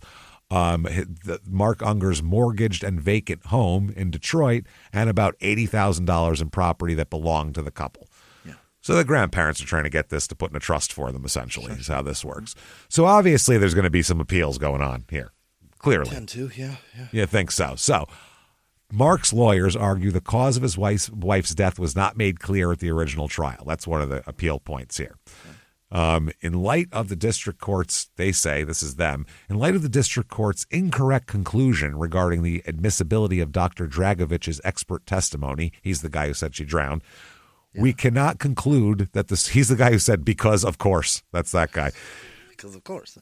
We cannot conclude that the circuit court abused its discretion by holding a new or supplemental evidentiary hearing on the admissibility of Dr. Dragovich's expert opinions concerning the cause of Florence Unger's death. Nor did the circuit court err by admitting Dr. Dragovich's expert testimony at trial. Even a cursory review of the Michigan Appeals reports reveal that Dr. Dragovich has been qualified as an expert witness in the fields of neuropathology and forensic pathology many times in the courts of this state. Yeah. Moreover, the evidence presented, meaning his opinion, whether you like it or not, is an expert opinion. Right. Moreover, the evidence presented at the Daubert hearing in circuit court made it clear that Dr. Dragovich's testimony was based on established methods in the field of neuropathology and forensic pathology, and that the doctor applied these methods reliably to the facts of the present case. Although Dr. Dragovich did not perform the autopsy in the case, he testified that he frequently consults and offers expert opinions with respect to cases in which he did not personally autopsy the victim, and that is completely common. That's when you ask people for second opinions, who are you going to ask? The guy at 7-Eleven? You ask another medical examiner, what do you think of this? And you send them the files, and they don't have to. They take pictures and files. You don't have to have your hands physically in the body to see the autopsy. You know what I mean? It's all covered. So they said that he based his opinions in the present case on the autopsy protocol, the autopsy photographs, various microscope slides, and numerous anatomical specimens that were sent for his examination. On the basis of all this evidence and his expertise as a board-certified neuropathologist, which, we know, me and you know how hard that is. How long did it take us to get? It's crazy. Yeah. It took us so long to get board-certified in that. It's wild. He said that the doctor concluded that the victim's head injuries could not have caused sufficient brain swelling to result in neurogenic pulmonary edema, and that the victim therefore must have died as a result of intervening mechanism of drowning. We note that the doctor's inability to specifically identify any medical or scientific literature to support his conclusions in this case does not necessarily imply that his opinions were unreliable or based on junk science. Indeed, it is obvious that not every particular factual circumstance can be the subject of peer-reviewed writing. So they said it's just nobody has talked about this before. That's why there's no something to cite. So that's what they're saying. They said there are necessary novel cases that raise unique facts that have not been previously discussed in the body of medical texts and journals. Makes perfect sense. What if something new comes up? It's not talked about. Yeah. Nor was Dr. Dragovich's testimony rendered inadmissible merely because certain experts disagreed with it. That's why you have experts. They disagree with each other. We readily acknowledge that there was disagreement among the expert witnesses concerning the cause of death, but the circuit court correctly observed defense counsel can cross-examine Dr. Dragovich and they can impeach him, and the jury can believe him or not. Sure. They said when there is conflicting opinions on expert witnesses, the law says it is solely for the jury to determine which expert is more credible. They don't have expert and better expert as a classification. Expert. Once you're an expert, everybody's the same, and the jury decides who to believe. That's it. It's amazing that they give 12 regular people the ability to believe or disbelieve scientists who they know nothing about this. It's wild. But in the West Memphis 3 shit, they brought a guy that was a scientist, and that's the job of the other side, is to attack the credibility of this person. But when you bring somebody in as a scientist that got a mail order degree, that's fucked up, man. That's fucked up. How'd you like to be in prison forever because of that? Because the guy wrote a letter somewhere and they said, sure. Did a correspondence course. Jesus. Also, lack of evidence. Yeah. They argue there's insufficient evidence presented at trial to support the conviction of first-degree premeditated murder. They say both the doctors here concluded that the manner of the death was homicide. Both doctors excluded the possibility of accidental death because neither believed the victim's body could have gotten into the water of the lake absent the purposeful actions of a second person. Yeah. There's also substantial evidence to suggest that he had motive to kill the victim, although motive is not an essential element. It's evidence of a motive in prosecution murder is always relevant. And they said, the prosecutor even said, you can say, let's put it on the fucking railing. They said, let's say She's out there leaning on a railing, and the railing breaks because it's so rickety. Yeah. She falls, and she's there. Then what? Mm-hmm. Someone still had to pick her up. Somebody still moved that body, put her in the breathing, water. Alive, and crumpled and bloody, right? And put it in the water. So they're and like, why would you put it in the water when that person's still alive? Because a logical person says, "I've got to get this person help." You would holy shit! Call 911. Nobody says scream. Hey, help! Nobody Tony Soprano pinches Chris's nose. No, you don't throw him in the water. You don't do that. So that's and here's something that I have that I'm thinking about too. If there's blood from that kind of head injury, there's a bunch of blood. So him throwing her into the water, or whoever threw her into the water, should have blood somewhere on him, I would imagine. Sure, yeah. Had to get somewhere on him, but I hear nothing. I hear paint smear on the shoes, but I heard nothing about a shirt with a blood stain on it. Yeah. Now, we don't know if he was wearing the same shirt before or after. I'd like to know if he was wearing the same shirt at dinner that he was wearing when. Right. You know what I mean? Because that's the only time he could have easily come to the room, changed into a more comfortable shirt, and went out there, and that would ruin that. And then you'd never know when the shirt came on, but. And then if he did do it and he got blood on his shirt, where's the fucking shirt? Yeah, what happened? Where's that? It's got to be so. Is throw it in a fire pit? Yeah, is it bottom of the lake? Did he tie it around? He could have tied it around a rock and throw. I don't know. You can't lift. Somebody would have to lift under the shoulders, and with a bloody ass head like that, you're getting on you. On your pants, on your shoes, something. On your forearms, on your hands. Well, that you can wash off in the water, I would figure, but on your shirt, you can't. That'll stay there. That's going to stick. So I'm just wondering about that. That to me, I'm like, well, how did that happen exactly? Yeah. Where did that? I'd like to know that. So they said there was a lot of the motive. Obviously, they said the victim filed for divorce, the addition of the marital assets, all that kind of shit. The proofs also showed that the defendant had threatened to take sole custody of the children and to take the marital home if the divorce proceeded. Also, the defendant had the opportunity to kill the victim. Evidence of opportunity is logically relevant in a prosecution for murder. The evidence presented at trial established the defendant and the victim were alone on the boathouse deck on the night of the victim's death. So opportunities, he had all the opportunity in the world. Even the defendant himself admitted to the police that he was probably the last person to see her alive. There's also evidence of a scuffle or struggle that may have taken place on the boathouse deck shortly before the death. The proofs established that the railing surrounding the deck had been damaged sometime on the day of the death. Lynn Duncan had been on the deck the day before, and the railing had not been broken at that time, so it must have happened that day. However, the railing was damaged and broken at the time the victim's body was discovered. It is possible the damage could have resulted from the victim accidentally falling or tripping over the railing. However, taken together with the white paint smear on the defendant's shoe, which that's a rough one too. That's not good. Yeah. That's chemically similar also. That's not DNA. Yeah. That's the same as saying these fibers are, microscopically similar or these hairs are microscopically similar. It doesn't mean anything. It just means they're similar. Can't count it out, basically. It's equally likely that the damage to the railing was evidence of a struggle on the deck between the defendant and victim. I don't, that's kind of crazy. That's a stretch for me. Moreover, there was evidence that the victim sustained internal abdominal injuries before her death as well, which they don't think are from the fall. Oh? Yeah, they said that the internal abdominal injuries were more likely caused by impact with a blunt protruding object, like a fist or a foot, rather than impact with concrete pavement that's flat. Okay, so she got her ass kicked and then thrown into the concrete. That's what we're thinking, and they think she might have. That's why they think too. She might have been unconscious when she hit the ground because there's no. That's why she hit like that. Yeah, so they're saying somebody beat the shit out of her and tossed her over, and he might. And that's the other thing too. He might have thought he could toss her into the water from there, right? And then landing on the concrete, and then there's no movement, and he's like, "Oh shit, who cares? That's that." And then for an hour and a half, she's laying there and probably started to come to. Yeah, or no, she's never going to come to. She had a broken skull in like 8 places. She was done. No movement or motion or talking or anything? No. Her brain was on strictly like mechanical functions. It had she's never going to regain consciousness with that brain injury. No, she was fucking But I mean, dead. You don't think that there was any like moaning or anything or gurgling or anything? It could have been gurgling. That's just breathing. That's possible, sure. The shallow breaths and the gurgling, yeah. But she couldn't consciously say or do or move or do anything. She could scream, help me, help me. No, and maybe that's the other thing. He tossed her down and maybe he thought somebody would find her, or I don't know. Yeah. I don't fucking know.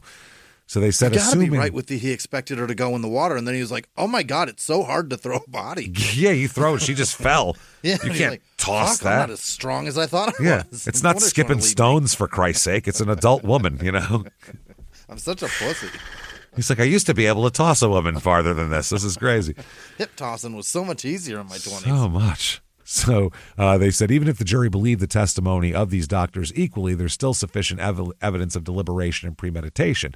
Assuming the defendant did move the victim's body into the lake, an inference clearly supported by both doctors' testimony, the logical inference arises that the defendant was motivated to move the victim precisely because he perceived she was still alive and wished to prevent her possible recovery. It's like I said, she didn't know. He didn't know if she was going to come to out of nowhere and start talking shit.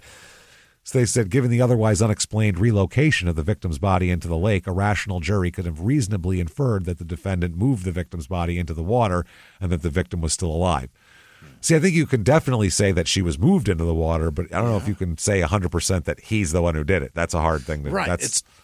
You got no evidence that he did it, except for the dive right where the fucking body is. That's it. That's the one. That's the one. So...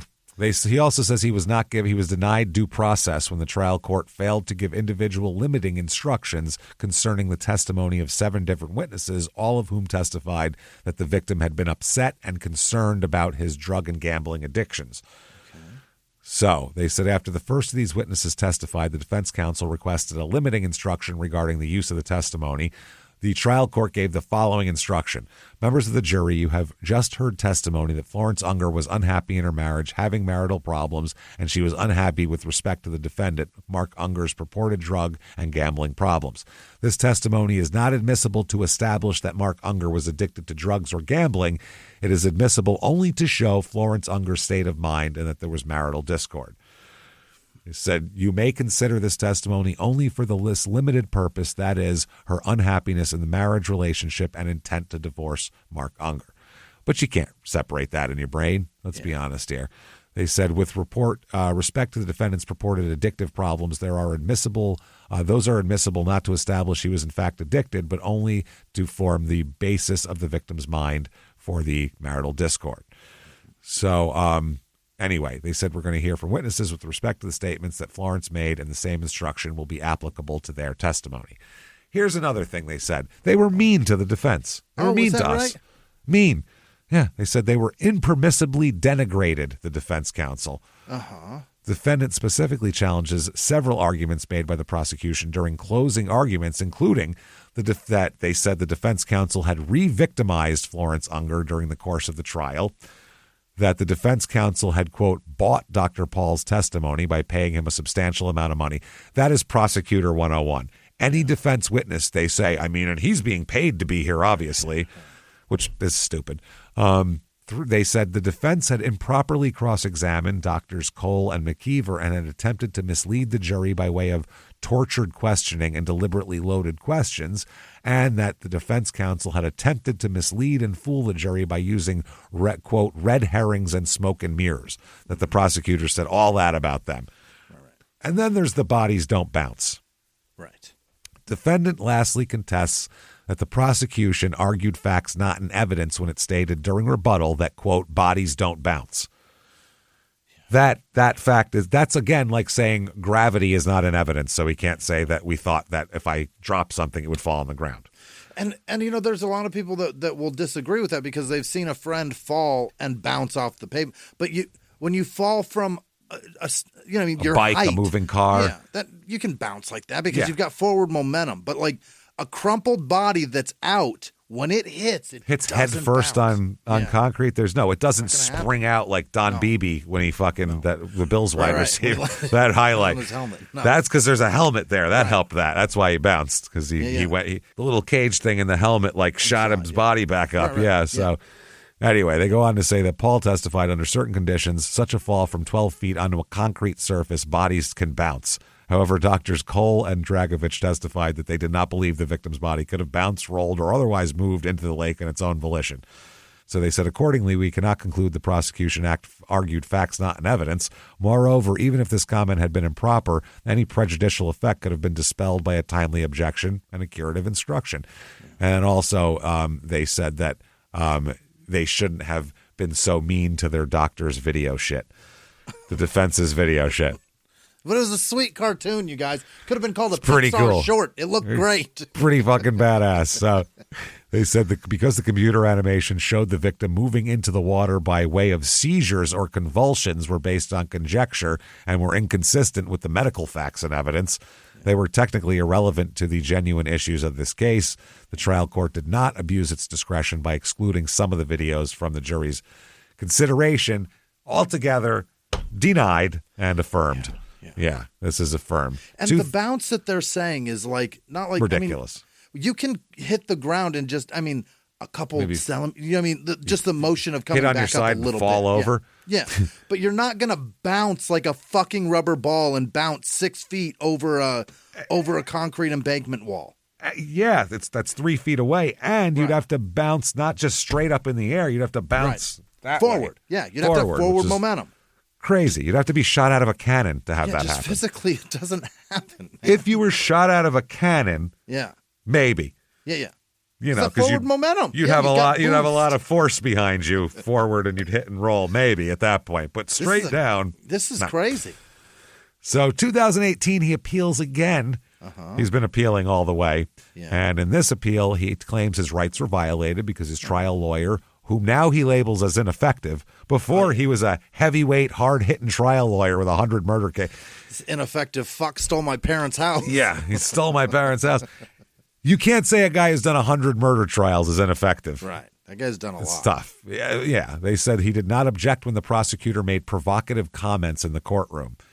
A federal appeals court rejected his claim, calling the evidence against him overwhelming. And he lost his appeal. That meant that was likely his last attempt to get a new trial in 2018. 2019, taking it to the streets. Actually, not to the streets, to the Supreme Court. The opposite of the streets. Michael McDonald, get after it. Here we go. The court here, the Unger argued that his rights were violated due to ineffective assistance of counsel. Same shit. Federal appeals court had rejected it, overwhelming evidence, and the Supreme Court agrees with that overwhelming evidence and tells him to keep on keeping on and get fucked. So unless there's some remarkable new evidence, he is in prison for fucking ever. Unless somebody comes forward and says, I killed her, here's the shirt I was wearing and all that. Unless that happens, he's done. It's over. Yeah. Because the fact that there's so little evidence means there's very little evidence that can come to dispute too. So it's works both ways here.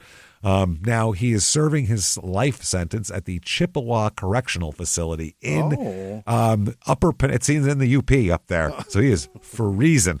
Chippewa is up there, huh? Apparently, Chippewa Correctional Facility in Kinchelo. Oh, Jesus. Nope. Kinchelo?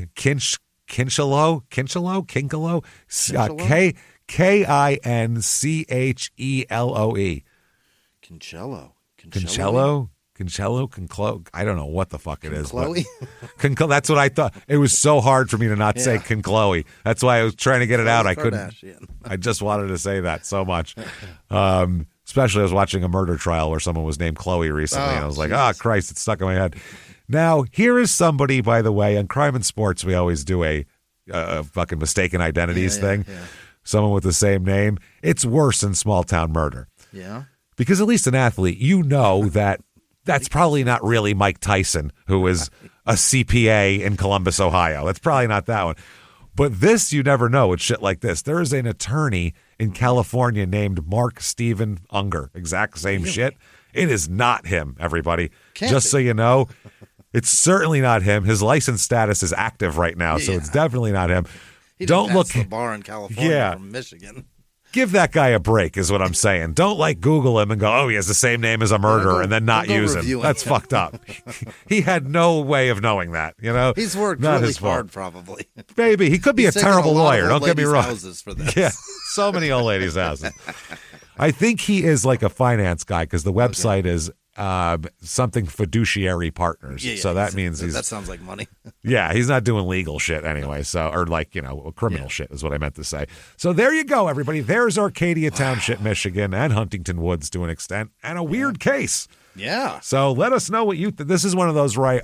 Sometimes there's two of us sitting here, so our brains can only go a certain amount. Bless you, you know more than I do. Christ. Well, if you have hundreds of thousands of listeners like we do, a lot of times they'll end up coming up with something that we didn't think of because there's a lot of different brains out there. So if you have any thoughts on this at all, please let us know. Talk about it. Fucking talk about it on the page. Talk about it wherever the fuck. Send us messages. I don't care because I'm interested in this shit. Yeah. So very, very interesting. Do that. And also head over to shutupandgivememurder.com. Get your tickets for live shows while you're doing that. Yeah. Do that. Also review the show, whatever app you're listening on. Throw a review. 5 stars. Doesn't matter what you say. Just say James and Jimmy would be bad at bouncing on concrete. That's fine. We'll know what you mean. I don't know anything about bouncing these guys. They don't know shit about bouncing these guys. I'll show them how to bounce. That's fine. Bounce with me. Bounce with me. So there's that. Shutupandgivememurder.com. Tickets for live shows, including the virtual live show. Hell yeah. You're not in one of the cities we're going to? We go to like 12 places. Yeah, you could not be there. Yeah.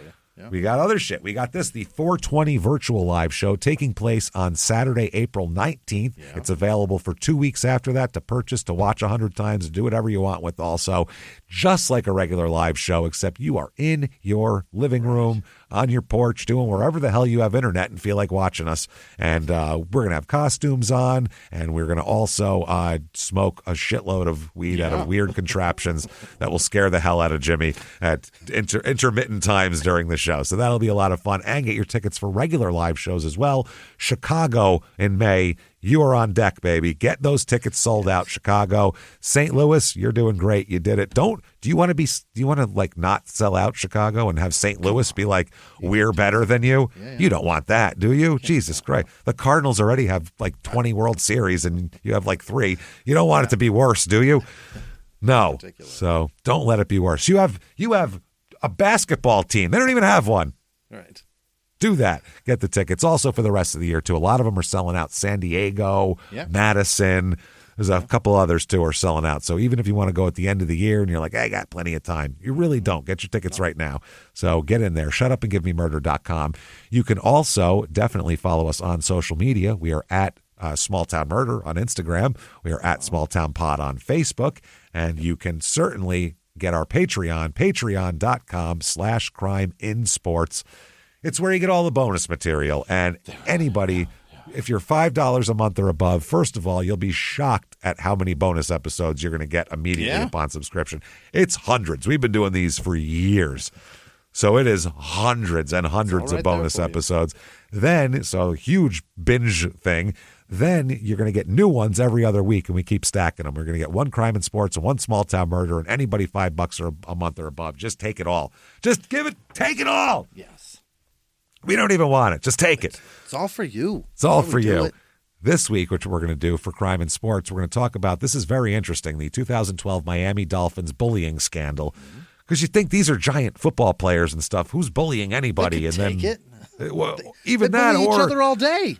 Or it's like, everyone gets bullied at work or whatever the fuck it is. I don't know. Yeah. So whatever your opinion is on it, there's some stuff that's come out recently where people's opinions on it at the time, some of the people who were involved have now changed their opinions. So it's very interesting.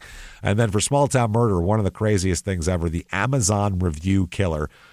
Who was like a serial killer who kidnapped these couples and killed them and did all this awful shit. He held women as hostages and did terrible things to them till he got tired of them and killed them. And he would take all of the implements of his crimes, buy them on Amazon, and then review them honestly on Amazon, telling how good or bad they were at killing people or holding hostages or whatever. And people would laugh and say it was hilarious. I found that helpful. And it's like, no. Talk about that and more. Patreon.com/crimeinsports. But we want to say thank you right now to everybody who has been a patron. Jimmy, hit me with the names of the people who would never, ever, ever throw us into a lake to drown while our brain quietly seeps out of our nose. Hit me with them right fucking now. This week's executive producer, Christopher Bottomley, Gary Howard, Jessica Beauchesney, I think it's Beauchesney. Cody you put like an Leversey. Italian, a Beauchesney. Beauchesney. I see it a pie. You I'll put have something. the rigatoni Beauchesney. Beauchesney, please. I hear it's good tonight. Cody Leversey in Detroit, you're the best, Hey, Cody. Shelley Roberts, Larry Butterfast, you're Hey, terrific Larry. too. Yes, and they're in Orange absolutely. County. Julia Hayes, I think he's in Orange County. Is he in California so. still? I think he is. Yeah. He drove all the way there to see us in Phoenix. Yeah, that's right. From Orange County. That was our guy. I always, because they're gray and both rad, I mix him up with the rock and roll scientist in Philly. Oh, yeah, that girl rocks too, yeah. They're equally awesome dudes. And They're both equally, yes. You're right about that. Both of them texted me on my birthday, and I was like, oh, no. And somehow I never put that together, that they were similar, and they are. They're exactly alike. Yeah, that's awesome. East and West Coast guys, and they're both That's rad. cool. Julia Hayes, Peter Gozinia. Of course you it know does. that guy. He's a great guy. And Tara L. And there was clearly a concerted effort to donate to PayPal because I had a birthday, and I can't thank you guys enough. It was incredibly kind of all of you. Thank you so much. We will use it to buy lots and lots of weed for the 420 show, and we'll celebrate in a couple of months. Lovely. Other producers this week are Peyton Meadows, Jennifer Ward, Elena Zamel,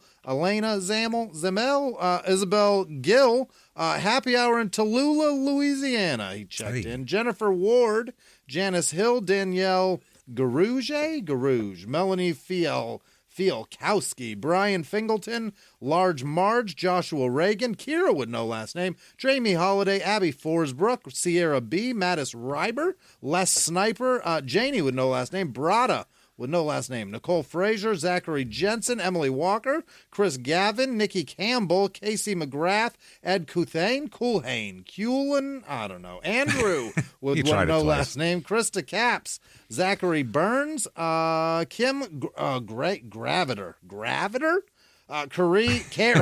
Curry, old Curry Reisenbeck, Carrie, thank you so much, Shannon Hovader, Davis Miller, that's Davis Miller, two last names for a name. Davis Miller. Yeah. Glistifer. Craig Yamamoto. Glistifer gives no last name. Valerie Jensen. Nicole Sandland. Randy Howard, Haley with no last name, Jason McLean, Jeff Solomon, Jason Barber, Landon Wood, Andrea McAllister, Susan Rozelle, Raisinette, maybe. Jenna Wisnowski is a name. Colby Robinson, Kyle Landrum, Jenna Crawford, Brian Forbes, Jimmy Ass Licking, Westman. Why would you want that said? I don't understand. Is there a joke that we missed? I don't know. Are you trying to be insulting? Or supportive? We don't even know. That's how out of it is. We don't even know if you're being insulting or supportive. We don't know whether to say thank you or fuck you. Yeah. If we can't tell whether to say thank you or fuck you, it's weird. Sorry. I think you've missed the mark. But thanks for money. Renee with no last name. This is Sparta. Indy with no last name. Tim Schwartz, Jake Simpson, Becky Helms, Sherry Toulier, Diane Davis, Cassandra Bird, Carly Harris, Amanda Jedi Empress. Amanda S. James. She loves Star Wars, evidently. Cool. I guess so. I know that much about Star Wars that I know the Jedis are from there. I would hope so. They returned in one whole movie. Monty Tudal, Tracy Richard, Alex Miles, Debbie Stevens, B. Bradley, Josh with no last name, Nick Messmer, Dan Revolution, Braden Evans, Gregory McGrath, Chris Butler, Joshua Baker, Laura Milner, Mliner. ML? That's a possibility? How do you even pronounce that? That's a possibility? What am I supposed to do? You got to put a vowel in between there. Jeffrey Boyer, Rita Martinez, Molu M. What is this? Josh Tetris, Brandon with no last name, Michael On, Nicole Meyer. That's Meyer. Avery Lampka, Mogwai Warbucks, James. Oh. It's his father, though. It's senior. That's Mr. I'm just Mogwai. That's Mr. Warbucks is my dad, really. Call me Mogwai. Brianna Mitchell, Homebrew Murder Crew, Wooden Monkey, Donato Nolfi, April Hansen, Meg Hinton, Buddy Priest, Linda Madison, Alexandra Pankey, Southpaw 17, Florida 1. I don't know what that is. Is that an NFL game? Play that we're calling? I don't know.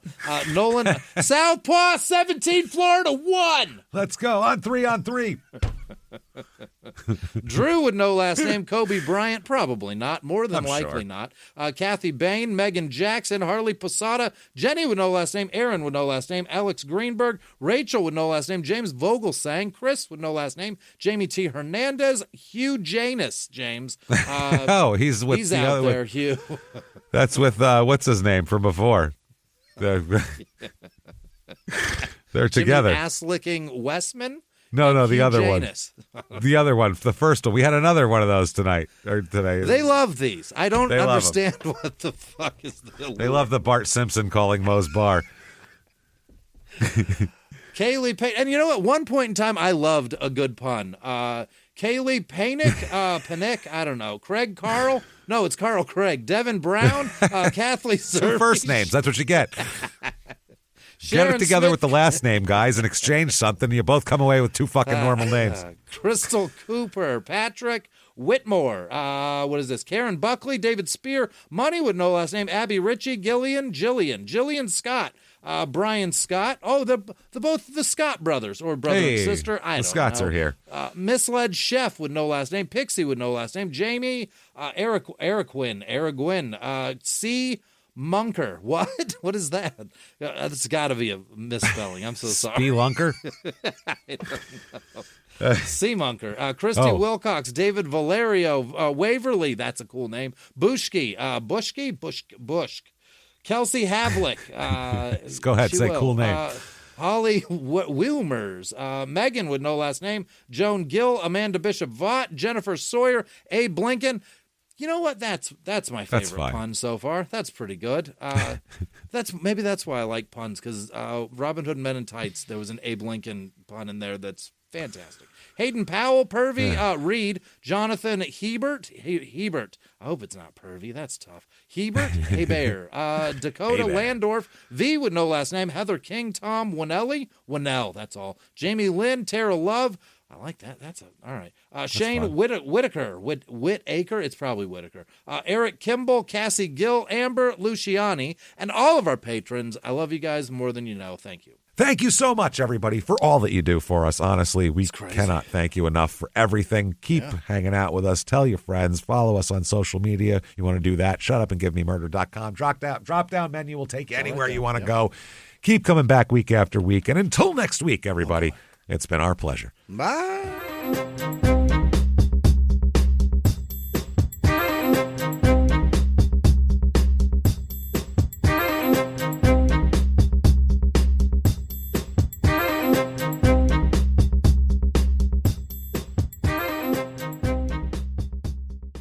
If you like Small Town Murder, you can listen early and ad-free now by joining Wondery Plus in the Wondery app or on Apple Podcasts. Prime members can listen early and ad-free on Amazon Music. Before you go, tell us about yourself by filling out a short survey at Wondery.com/survey.